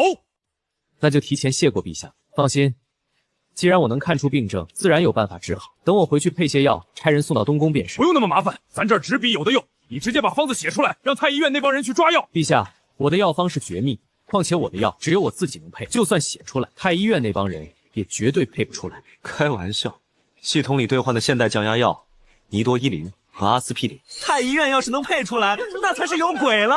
刘策小子，你能不能告诉咱一件事？什么？你当初到底是咋给咱大孙治病的？还有现在你打算用什么药给表儿治病？咱不问你药方，你就告诉咱个大概。上次咱问过，那些太医留下的药你一点都没用，却把一个得了天花、眼看断气的人硬生生救活了。你到底用了什么逆天的手段？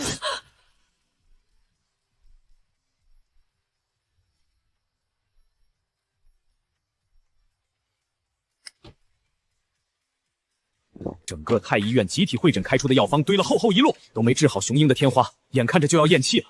你进去不到半个时辰，他就能说话要水喝，数日之内痊愈，甚至连个伤疤都没留下，这简直是仙术！你到底用了什么手段？臣小的时候，曾被一位天人传授本事，我所知所学，都不是当世任何一个地方能学到的。天人？难道这天底下真有神仙不成？咱的江山是一刀一掌打下来的，又不是靠念经念出来的，咱可不信神佛那一套。说白了，那好像是一个漫长的梦，梦里有一位身穿白衣的老者，教我医术药理、诊脉开方。等我彻底苏醒过来时，天人早就不见了，但那些知识却永远留在了这里，随时都能取用。所以臣也不知道那是真是假，只能推断是天人传道，不然实在无法解释。开玩笑，我总不能告诉你们我是穿越来的，脑子里还带了个医疗系统吧？天人托梦就是最好的解释，反正本事是真的，没法查证，也没法反驳。整个太医院治不好的天花，他半个时辰扭转乾坤，神迹重现。一个杂役哪来这么大本事？除了天人传授，还能是天上掉下来的？好，哈哈哈哈哈！好，你是上天给咱的礼物啊！治好了咱大孙，治好了咱妹子，现在又要治咱的彪儿，你这功劳说是功勋卓著也不为过。放心，等彪儿被你治好，咱立刻给你破例封侯，绝不虚假。封侯？高血压只能控制不能根治，朱标得一辈子吃我的药。按你这标准，我这侯爵怕是遥遥无期了。算了，爱咋咋地吧。陛下、娘娘，臣先回去配药了，儿臣也该回东宫了，正好与刘先生顺路。刘先生，多谢你。殿下客气，大夫治病救人是本分，不只是为姑的病，是为雄鹰，为母后，为我们这一大家子。如果雄毅和母后出了事，我无法想象自己怎么活。父皇也会发疯的，父皇一怒，不知会有多少人遭殃，大明也会出大问题。这份情，朱志在心里。殿下既然记在心里，那臣就厚着脸皮讨个实在的。你说，以后东宫的饭，臣还想继续蹭。周厨子的红烧肉，臣想了很久了。好，管够，管够。刘先生，药配好了，直接差人送来，姑随时等着。最迟今晚送到。先生，您今天在御前，实在是天神下凡。对，天神下凡，俺也一样。行了，少拍马屁。这真不是拍马屁啊，先生！属下当锦衣卫这么多年，就特么没见过有人敢在陛下面前那样的。您让陛下收拾皇子和贵妃，还嫌打一巴掌太轻，最后居然还敢说陛下如果不听您的，就是昏君。属下当时站在您后面，腿都是软的，冷汗出了一层又一层，礼衣都湿透了。俺也一样。可先生您一点都不怕，就那么站着跟没事人似的。属下这辈子就没见过您这样的神人。怕什么？陛下又不是不讲理的人，我说的有理，他自然听。我要是胡说八道，他也不会惯着我。您今天说的那些话，换成别人来，哪怕说一个字，九族都特么被诛10回了。也就是您这么猛。先生回来了，可要用饭？先不急，我进药房配点药。没有我的吩咐，任何人不准进来。是，先生。系统。朱标属于中度高血压，有明确症状，但还未损害靶器官。只要按时吃药，把血压压住，脑出血的风险就能大幅降低。搜索尼三皮停30毫克常规片，再来点阿司匹林100毫克特片片，降压防血霜双管齐下。每样先来100片。象山平100片，阿司匹林100片，合计200积分。是否确认兑换？确认。虽然系统包装粗暴，但这可是能改变大明国运的神药。只要朱雕不死，剑文、削藩、静寒之恶全都不会发生。刘三，把这个送到东宫，记住，必须亲手交给太子殿下，路上绝不许耽搁，东西绝不能出任何岔子。先生放心，人在药在。朱标啊，朱标，命我算是给你续上了，能不能活到老朱那个岁数，就看你配不配合了。先生，药医亲手送达。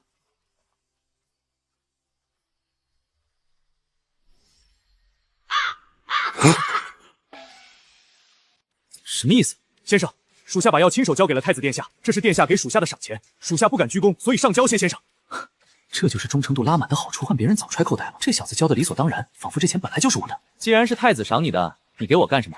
我知道你家里老婆孩子用钱的地方多，5两银子不算多，你留着全当零花钱了。先生，行了，别把我当那种黑心老板，安心收着。谢先生。呼，今天这一天，单皇子巴掌硬刚老朱，查出朱标高血压，折腾到现在总算消停了。朱标赏刘三其实是在给我面子，药是我配的，人是我派的，他不露痕迹的把人情做到位，这就是太子的受用。善念常驻这技能真是为我量身定做的，只要受过我恩惠的人，好感度就刻进骨子里，只增不减。朱元璋、马皇后、朱标、朱雄英，再到刘三这几个锦衣卫，全员死忠，不用担心背叛，不用担心猜忌，这种感觉简直爽翻了！秦始皇吃花椒，赢麻了。听说了吗？这家医馆的刘先生底细早就被摸清了。太孙天花迷疗，太医院集体束手。他进去半个时辰，太孙就要水喝，几天就痊愈，连疤都没留，仙术啊！还有皇后娘娘的隐疾，太医院查不出，他几根手指一搭，直接断出问题。现在娘娘精神好的不得了。最离谱的是，鲁王撞在他手里被扇了3巴掌，捆了一夜。离谱，当着陛下的面让陛下收拾皇子和贵妃，陛下居然照办了。这算什么？锦衣卫千虎陈虎学他顶撞陛下，直接挨了50板子。刘先生，恭喜恭喜！久仰刘先生大名，今日一见，果然气度不凡。家里备了宝礼，请笑纳。客气客气。哪里，愧不敢当。这些老狐狸冲的根本不是我，而是我背后的老朱家。不过面子谁给的无所谓，好用就行。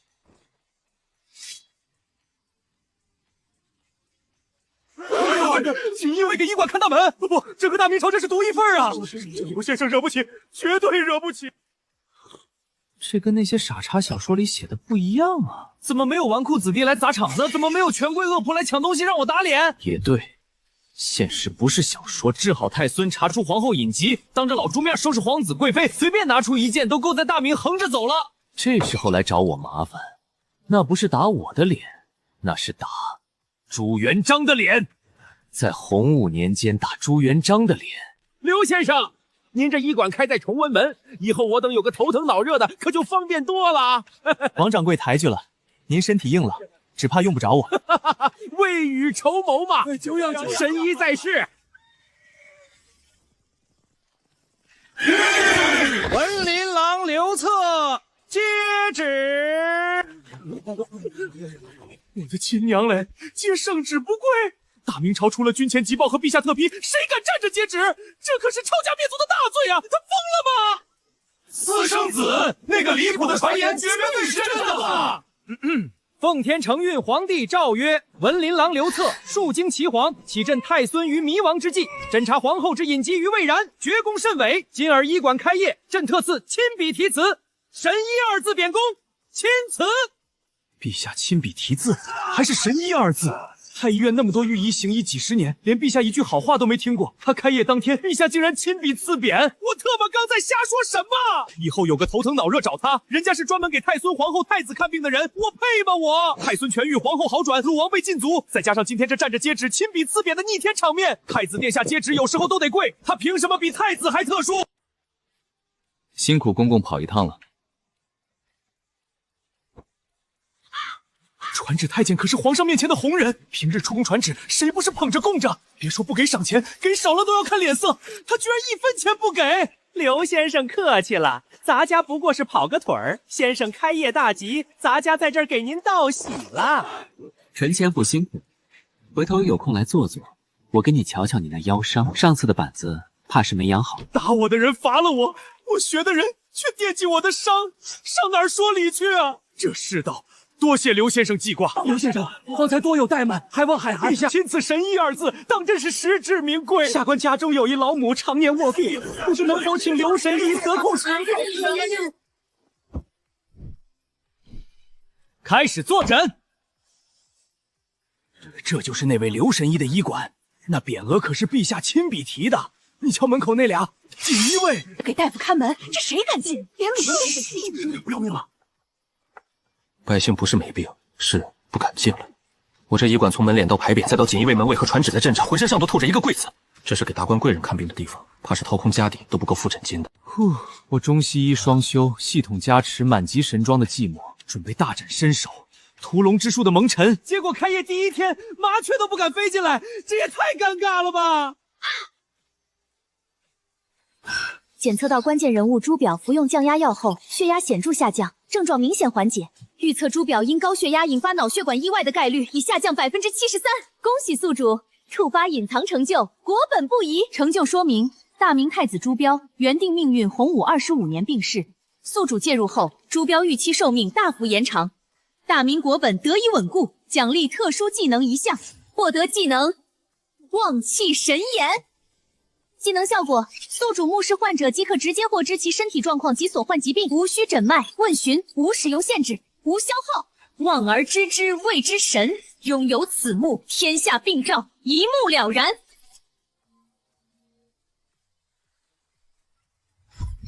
不用把脉就能看病，这技能简直是装逼利器呀！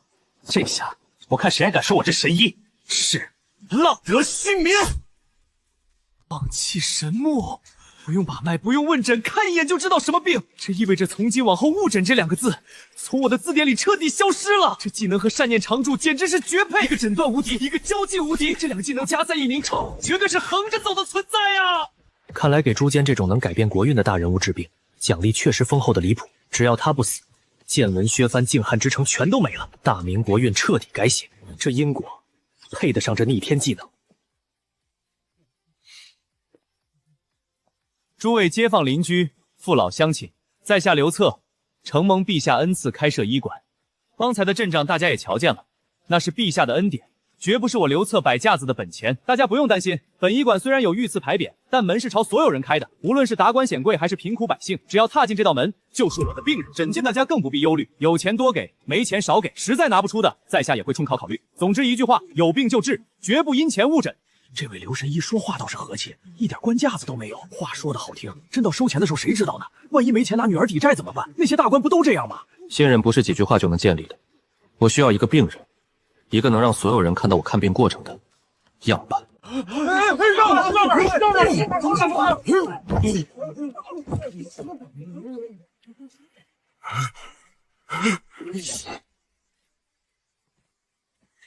刘神医，坐下说。小人斗胆问一句，您这里的诊金是多少？家里有人病了？是小人的母亲，她病了好多年，发作起来疼得满床打滚，整宿睡不着。为了看病，家里的积蓄花光了，亲戚也借遍了，实在是山穷水尽了。小人实在拿不出几文钱了，但家母疼得厉害，走投无路才厚着脸皮来求神医。你母亲现在何处？把她带来，我要看了病人才能下决断。刘神医，那诊先看病再说钱。去吧，我在这儿等你。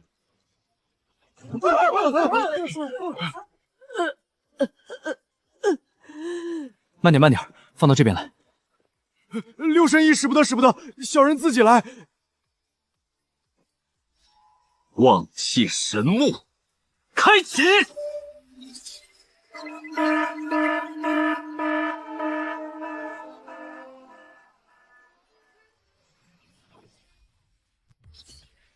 心肺尚可，脾胃略虚，肝肾处有一团灰蒙蒙的浊气，泛着暗红色的炎光，痛风，而且拖了极长时间。那些白色的沉积物就是痛风石，在古代。这病有个威风凛凛的名字——白虎历劫风。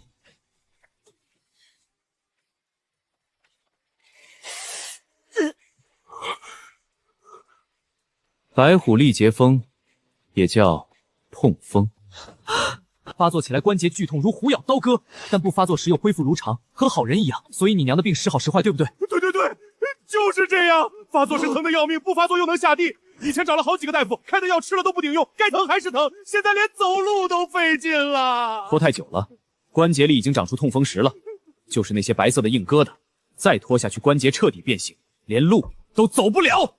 刘神医，求你救救我娘，这集我做牛做马也会还上。你先起来，我给你娘治病，难道我的话也不听？系统唤醒降维工具，非普查降胃酸，双氯梅纳酸止痛，现在疼得厉害，先吃双氯纳酸。两样药合计20积分。咦，给朱标兑换药200积分，给平民只要20，看来系统是按改变历史走向的权重来收积分的，真他妈是个好系统。确认兑换。大娘，先把这个吃了。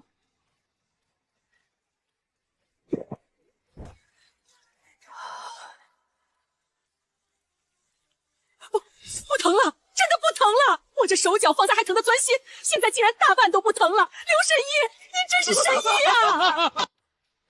白色是止痛的，疼得厉害时吃1粒，不疼绝不能吃，一天最多2次。黑色是调理的，每天早饭后吃1粒，这里够吃3个多月，3个月中来复诊。记着，药不能沾水，饮食必须忌口。海里的云虾贝类一律不碰，肝肠肚肺绝对不能吃，豆腐也少吃。小人记住了，小人全记住了。刘神医，这些仙药要到多少钱呢？系统换的药也就值20两银子，我随便给皇帝太子看个病，积分就赚回来了。我想直接免单，但这头绝对不能开。今天免了他，明天就会有无数个装穷占便宜的无赖找上门。真穷的我拒不了，装穷的我也不好当众拆穿。软刀子杀人，最不见血。可这汉子是真穷到骨子里了，硬收钱，他回去只能卖房卖血了。你家境贫寒，我看得出来。今天是我开业第1天，你又是我第1个病人，算咱们有缘。这药钱，我不收你的。但我不能白送，白送的东西没人珍惜。我这是医馆，不是善堂，规矩必须有。我这里正好缺人手，从明天起，你来医馆扛药搬货干1个月，管你2顿饭，工钱按市价1半算。1个月后药钱2清，你乐意不乐意？刘神医啊，您是我周大牛的恩人，是我娘的再造父母，您的大恩大德，我周大牛这辈子做牛做马都记着。行了，男儿膝下有黄金，别动不动就跪。明天一早来报到，别迟到。刘神医放心，我周大牛别的没有，就是有一把子力气。我吃的少干得多，一定把药钱给您补回去。先生不仅有逆天的医术和胆量，对一个素不相识的穷苦百姓都能把人心算计得如此周全体面，难怪陛下把他当眼珠子一样护着。这智慧当世罕见。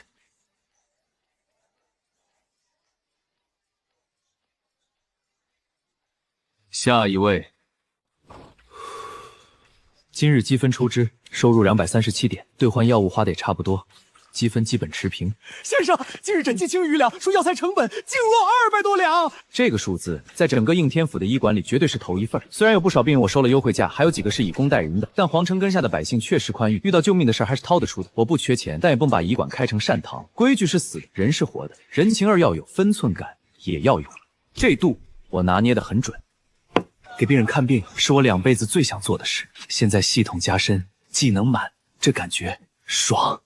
刘先生，我来蹭饭啦！谁这么大胆子？现在全应天使谁不知道刘先生是陛下跟前的红人，敢大摇大摆来蹭饭，莫非是哪位惹不起的大佬？这哪来的小孩？年龄差这么多，能有交情？太孙怎么有空过来了？这个12、13岁的孩子是皇太孙朱雄鹰，那个被刘神医从鬼门关硬生生拉回来的大明未来继承人。草民拜见太孙殿下。哎呀，起来起来，都起来！我今天是来找刘先生的，不是来让你们跪的。你们该看病看病，别管我。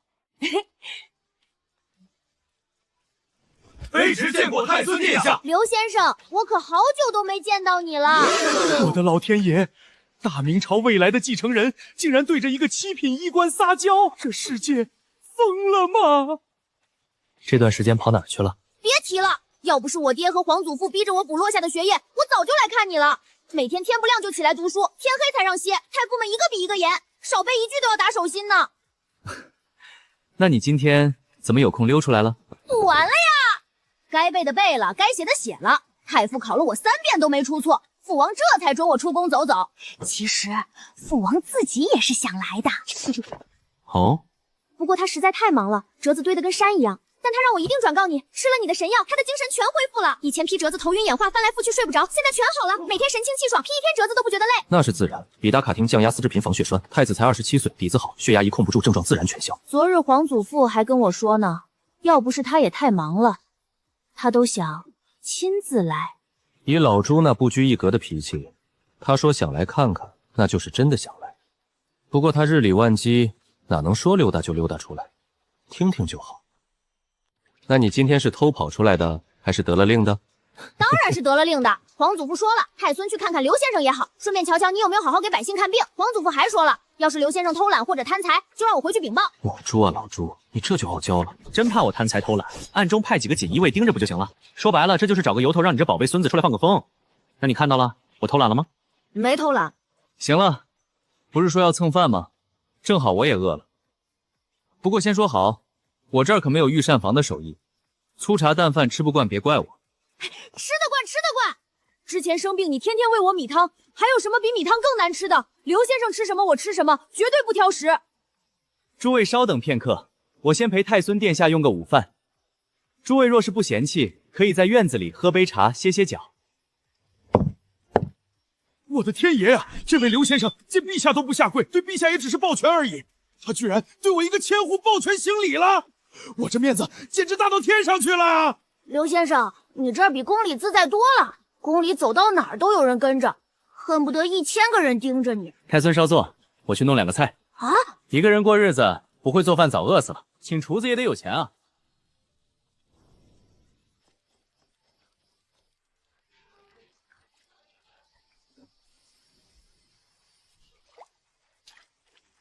地头搜索味精，味精500克装15积分。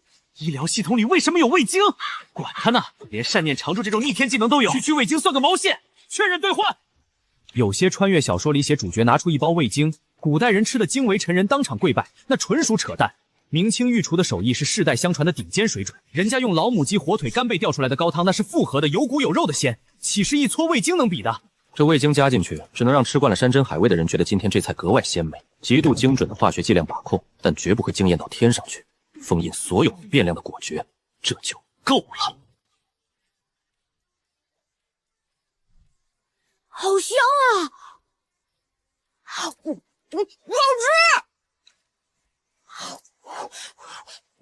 既然如此鲜美，都跟我皇爷爷的御厨做的差不多了。刘先生，没想到你还有这样的手艺呢。韭菜的清香和鸡蛋的醇厚被味精提得恰到好处，豆腐吸饱了鸡汤的鲜味。虽然不是什么惊为天人的山珍海味，但绝对是一顿让人吃得很舒服的家常饭，这才是现实。他天天吃御膳房的大菜，我这加了味精的家常菜只会让他觉得顺口惊喜，绝不至于让他震惊到跪求配方。味精还没那么离谱。我当初可是自己一个人生活，如果没有这2下子，还怎么活下去啊？吃饱了。太孙饭量见长啊！是刘先生做的饭好吃。刘先生，你这么厉害，怎么也肯研究做饭啊？人家都说君子远庖厨呢。这句话，太孙可曾正经学过？没有正经学过，只是在宫里听人说起过几回。难道不是真正的君子不应该下厨房的意思吗？那我问太孙一个问题，东坡居士算不算君子？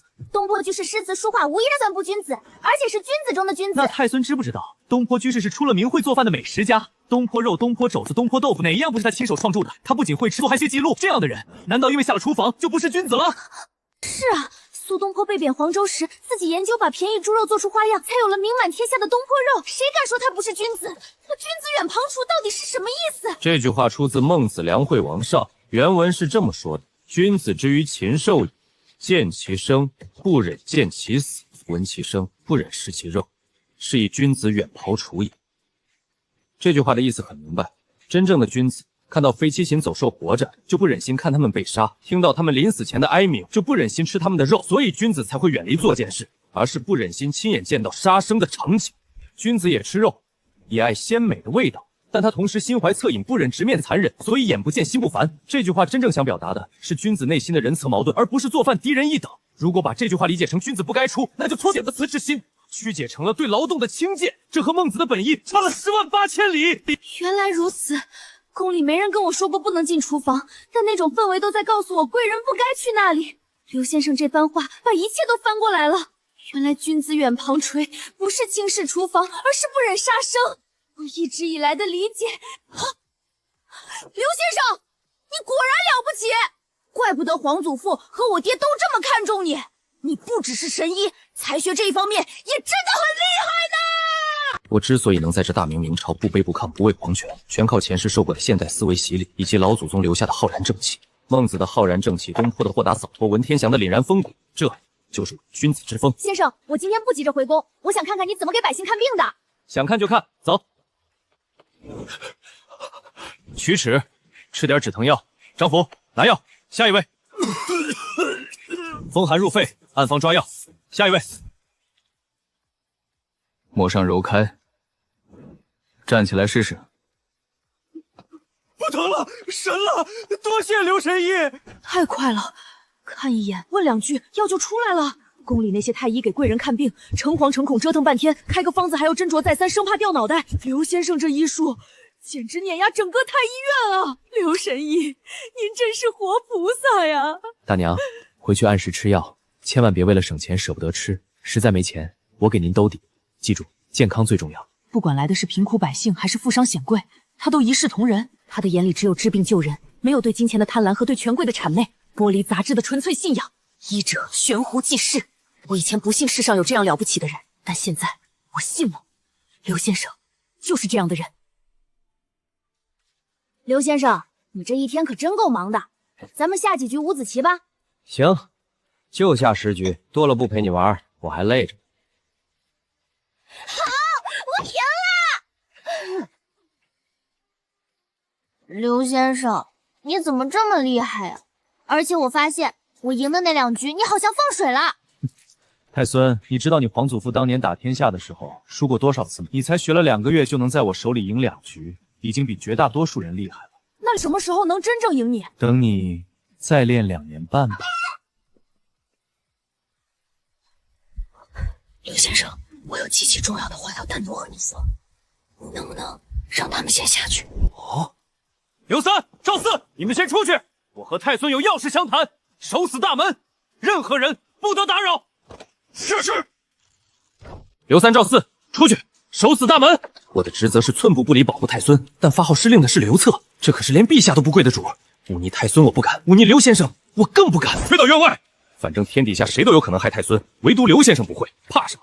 太孙有什么事情搞得这么神秘？不会是蹭完晚饭之后还想要在我这儿住几天吧？确实是这样。你还真想住我这儿啊？别闹了，堂堂大明皇太孙在外过夜，陛下和太子殿下怎么可能愿意？他们还真愿意。这是为什么？原因很简单，是我的那位继母吕氏。吕氏，太子侧妃朱允攸的生母。历史上朱雄英今年死于天花，吕氏后来才被扶正。朱允攸成了名义上的嫡长子，最终继为建文帝，引发靖难之役。后世一直有阴谋论说朱雄英的死是吕氏暗下毒手，但我一直觉得不可能。天花传染路径完全不可控，明代的医疗条件想精准感染一个人难度极大，搞不好他自己都得死。况且老朱和锦衣卫是吃素的吗？如果是他干的，事后还能把他扶正，真当老朱父子是傻子啊？所以我压根没把吕氏当回事。可现在，朱雄英为什么亲口提到了他？而且还是用这种支开所有人的方式。律师怎么了？刘先生，我发现了点不对劲的事情。我的天花之疾，可能真的和吕氏有关系。什么玩意儿？还真是他干的！刚才还觉得不可能，打脸来的也太快了吧！你方才说的是不是陛下和太子殿下调查出什么了？再详细跟我说说。对，就是皇祖父和我爹查出来的。事情还要从我染上天花之前说起。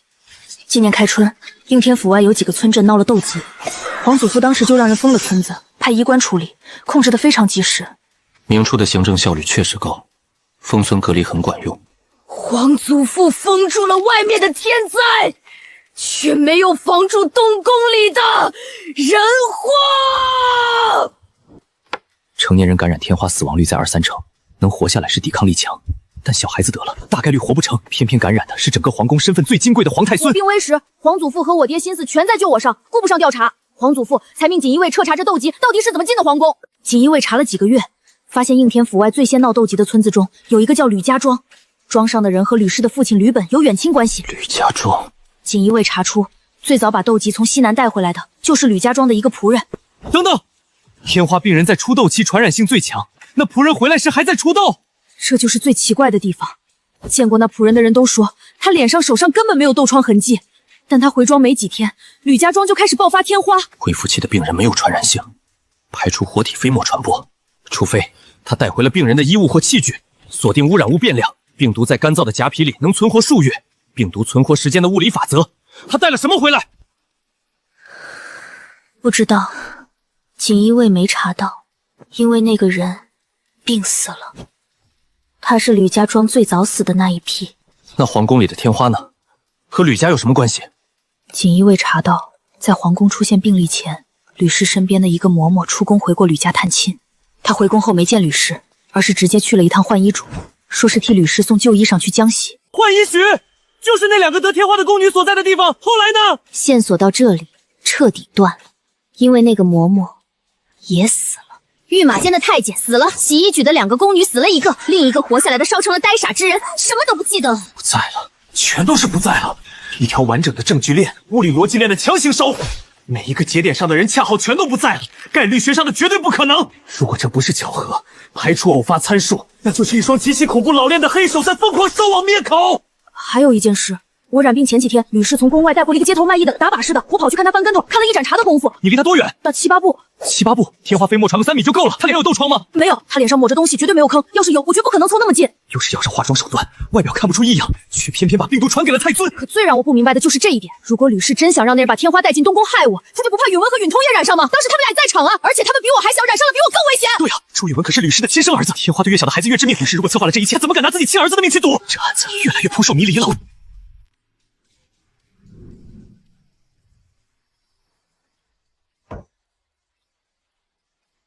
那个打把式的在东宫待了多久？没多久。吕氏赏了他几两银子，他就出宫了。之后我就回自己院子了。结果当天晚上就开始发烧，第2天就出了疹子。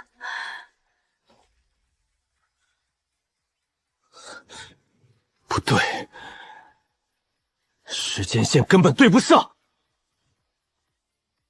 天花的潜伏期通常是7到17天，平均也要12天左右。从接触到发病，绝不可能只有区区几个时辰。你当天接触，当天就发病，只能说明一件事：你在接触那个打把式之前，就已经被感染了。那个打把式的，根本就是个用来把水搅浑、转移视线的幌子。你是说，真正的感染源另有其人？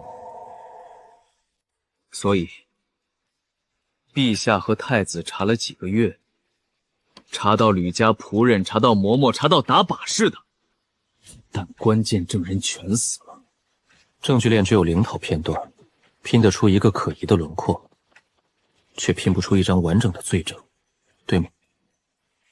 皇祖父也是这么说的。这些证据根本不够动吕氏，他毕竟是我父王的侧妃，背后还牵扯着势力，加上没有铁证，不能随便废掉。所以皇祖父和我爹商量，绝对不能让我继续留在东宫那个有隐患的环境里，必须把我送出来，送到一个吕氏的手绝对伸不到的地方。所以他们就把你送到了我这儿。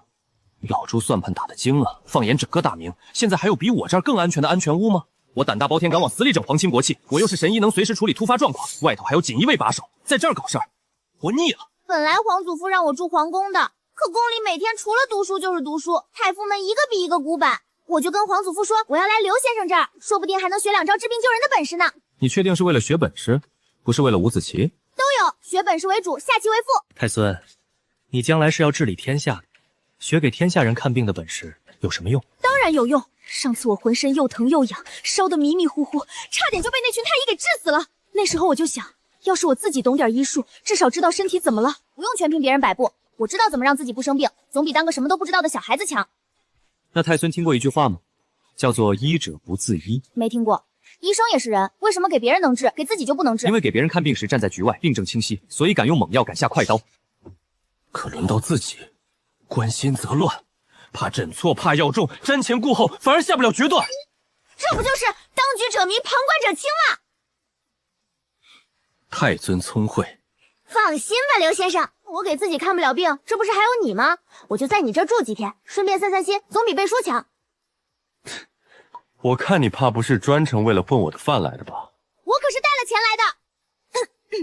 皇祖父教过我，就算是自家人，该给的钱也要给，不能占人便宜。老朱这教育还算靠谱。不过皇祖父也说了，给也不能给太多，给太多容易让人蹬鼻子上脸，够用就行了。毕竟我是皇太孙，少给点也没人敢把我怎么着，他们还得谢谢我呢。到头来钱省下了才是真的。堂堂大明开国皇帝怎么教孙子白嫖的？少给钱还得人感恩戴德，老朱可真是个混账，真他妈不当人啊！老朱毕竟是一国之君，虽然有点牢农的奸诈小心思，但千古一帝的能耐摆在那儿，这点小事儿也只能吐槽吐槽了。况且他对我确实挑不出毛病，难怪坊间传我是他的私生子。这孩子身份尊贵到顶了，却没有半分骄纵，懂大体，识大事，遗传了老朱和朱表的聪慧，基因肯定，性格又温和，谁能讨厌？真正招人烦的熊孩子，比如朱檀，已经被我好好教育过了。不过嘛，既然要在我这儿住，光给饭钱可不够，天底下没有白吃的饭。那还要怎样？你要在我这儿白吃白住，就算你是皇太孙，也得干点活。从明天开始，抓药的活交给你，我给方子，你认药材，分量1000都不能错，能学多少看你自己。抓药不累不累，刘先生放心，交给我，我肯定给你办得妥妥当当。如果历史上的朱雄鹰没有死，如果这个聪慧仁厚孩子顺利长大，成了大明朝的下一代君主，那会是一个什么样的盛世？至少比朱允炆那个坑货强10000倍。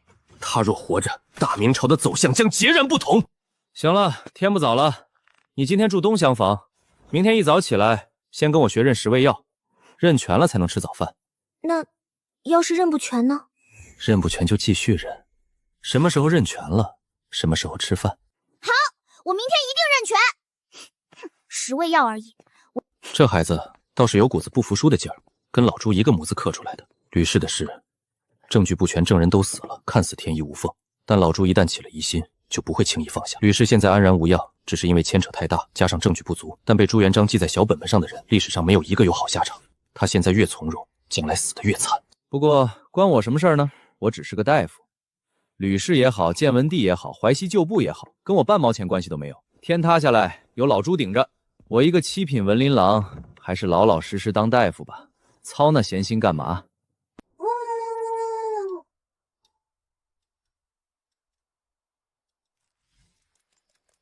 太孙进去的时候是下午，吃饭的时候没出来，吃完饭了还没出来，现在他妈天都黑透了，太孙怎么还不出来？到底什么情况啊？我倒不是担心太孙安全，这应天府除了皇宫，就属刘先生这儿最安全了。刘先生可是敢让陛下收拾亲儿子的人，谁敢在他眼皮子底下动太孙，那纯属是祖坟炸了找死。可是太孙到底还出不出来啊？我不睡觉，兄弟们也得睡觉啊！刘先生啊，刘先生，您倒是给个准信儿啊！啊！安全归安全，但规矩是规矩。皇太孙夜不归宫，往大了说就是我们锦衣卫失职，我这脑袋虽然不值钱，但也不能因为太孙贪玩不想走就搬家呀！刘先生，太孙今晚不回去了。刘先生，这不止今晚，太孙要在我这儿住几天，具体住几天还没定下来，先住着吧。这是陛下和太子殿下的意思。既然太孙住我这儿，你们自然也在这儿待几天。派个人回宫送个信儿，陛下自会准可。我堂堂正五品锦衣卫千户，在别人面前腰杆挺得笔直，但在他这个7品文林郎面前，总觉得我的官服跟纸糊的似的。我永远忘不了他在御书房外硬刚陛下的高压物理场面。在大明朝，得罪谁都不能得罪刘先生，因为陛下会亲自对他进行系统级物理毁灭。立刻快马回宫禀报，就说太孙要在刘先生这儿住几天，问陛下是否准可。速去速回，宵禁了就进不了宫了。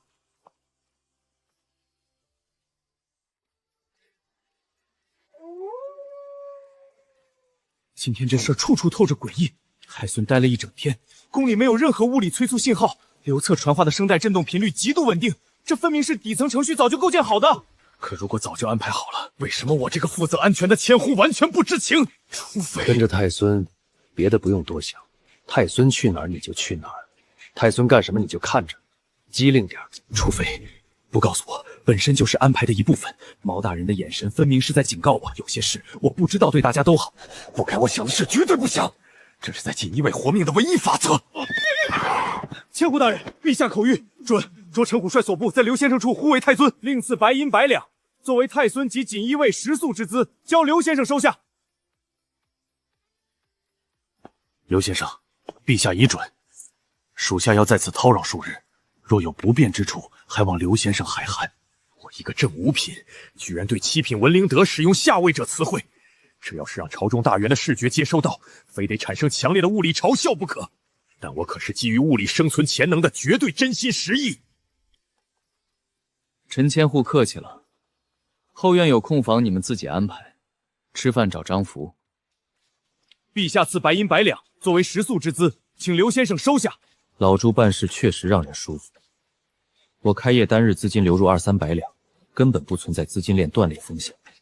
但老朱进行资产转移，不是因为我存在需求缺口，而是在释放政治代码，提供等价交换，记录行为贡献，纳入核心白名单。这操控核心系统的帝王程序，没有一丝物理冗余。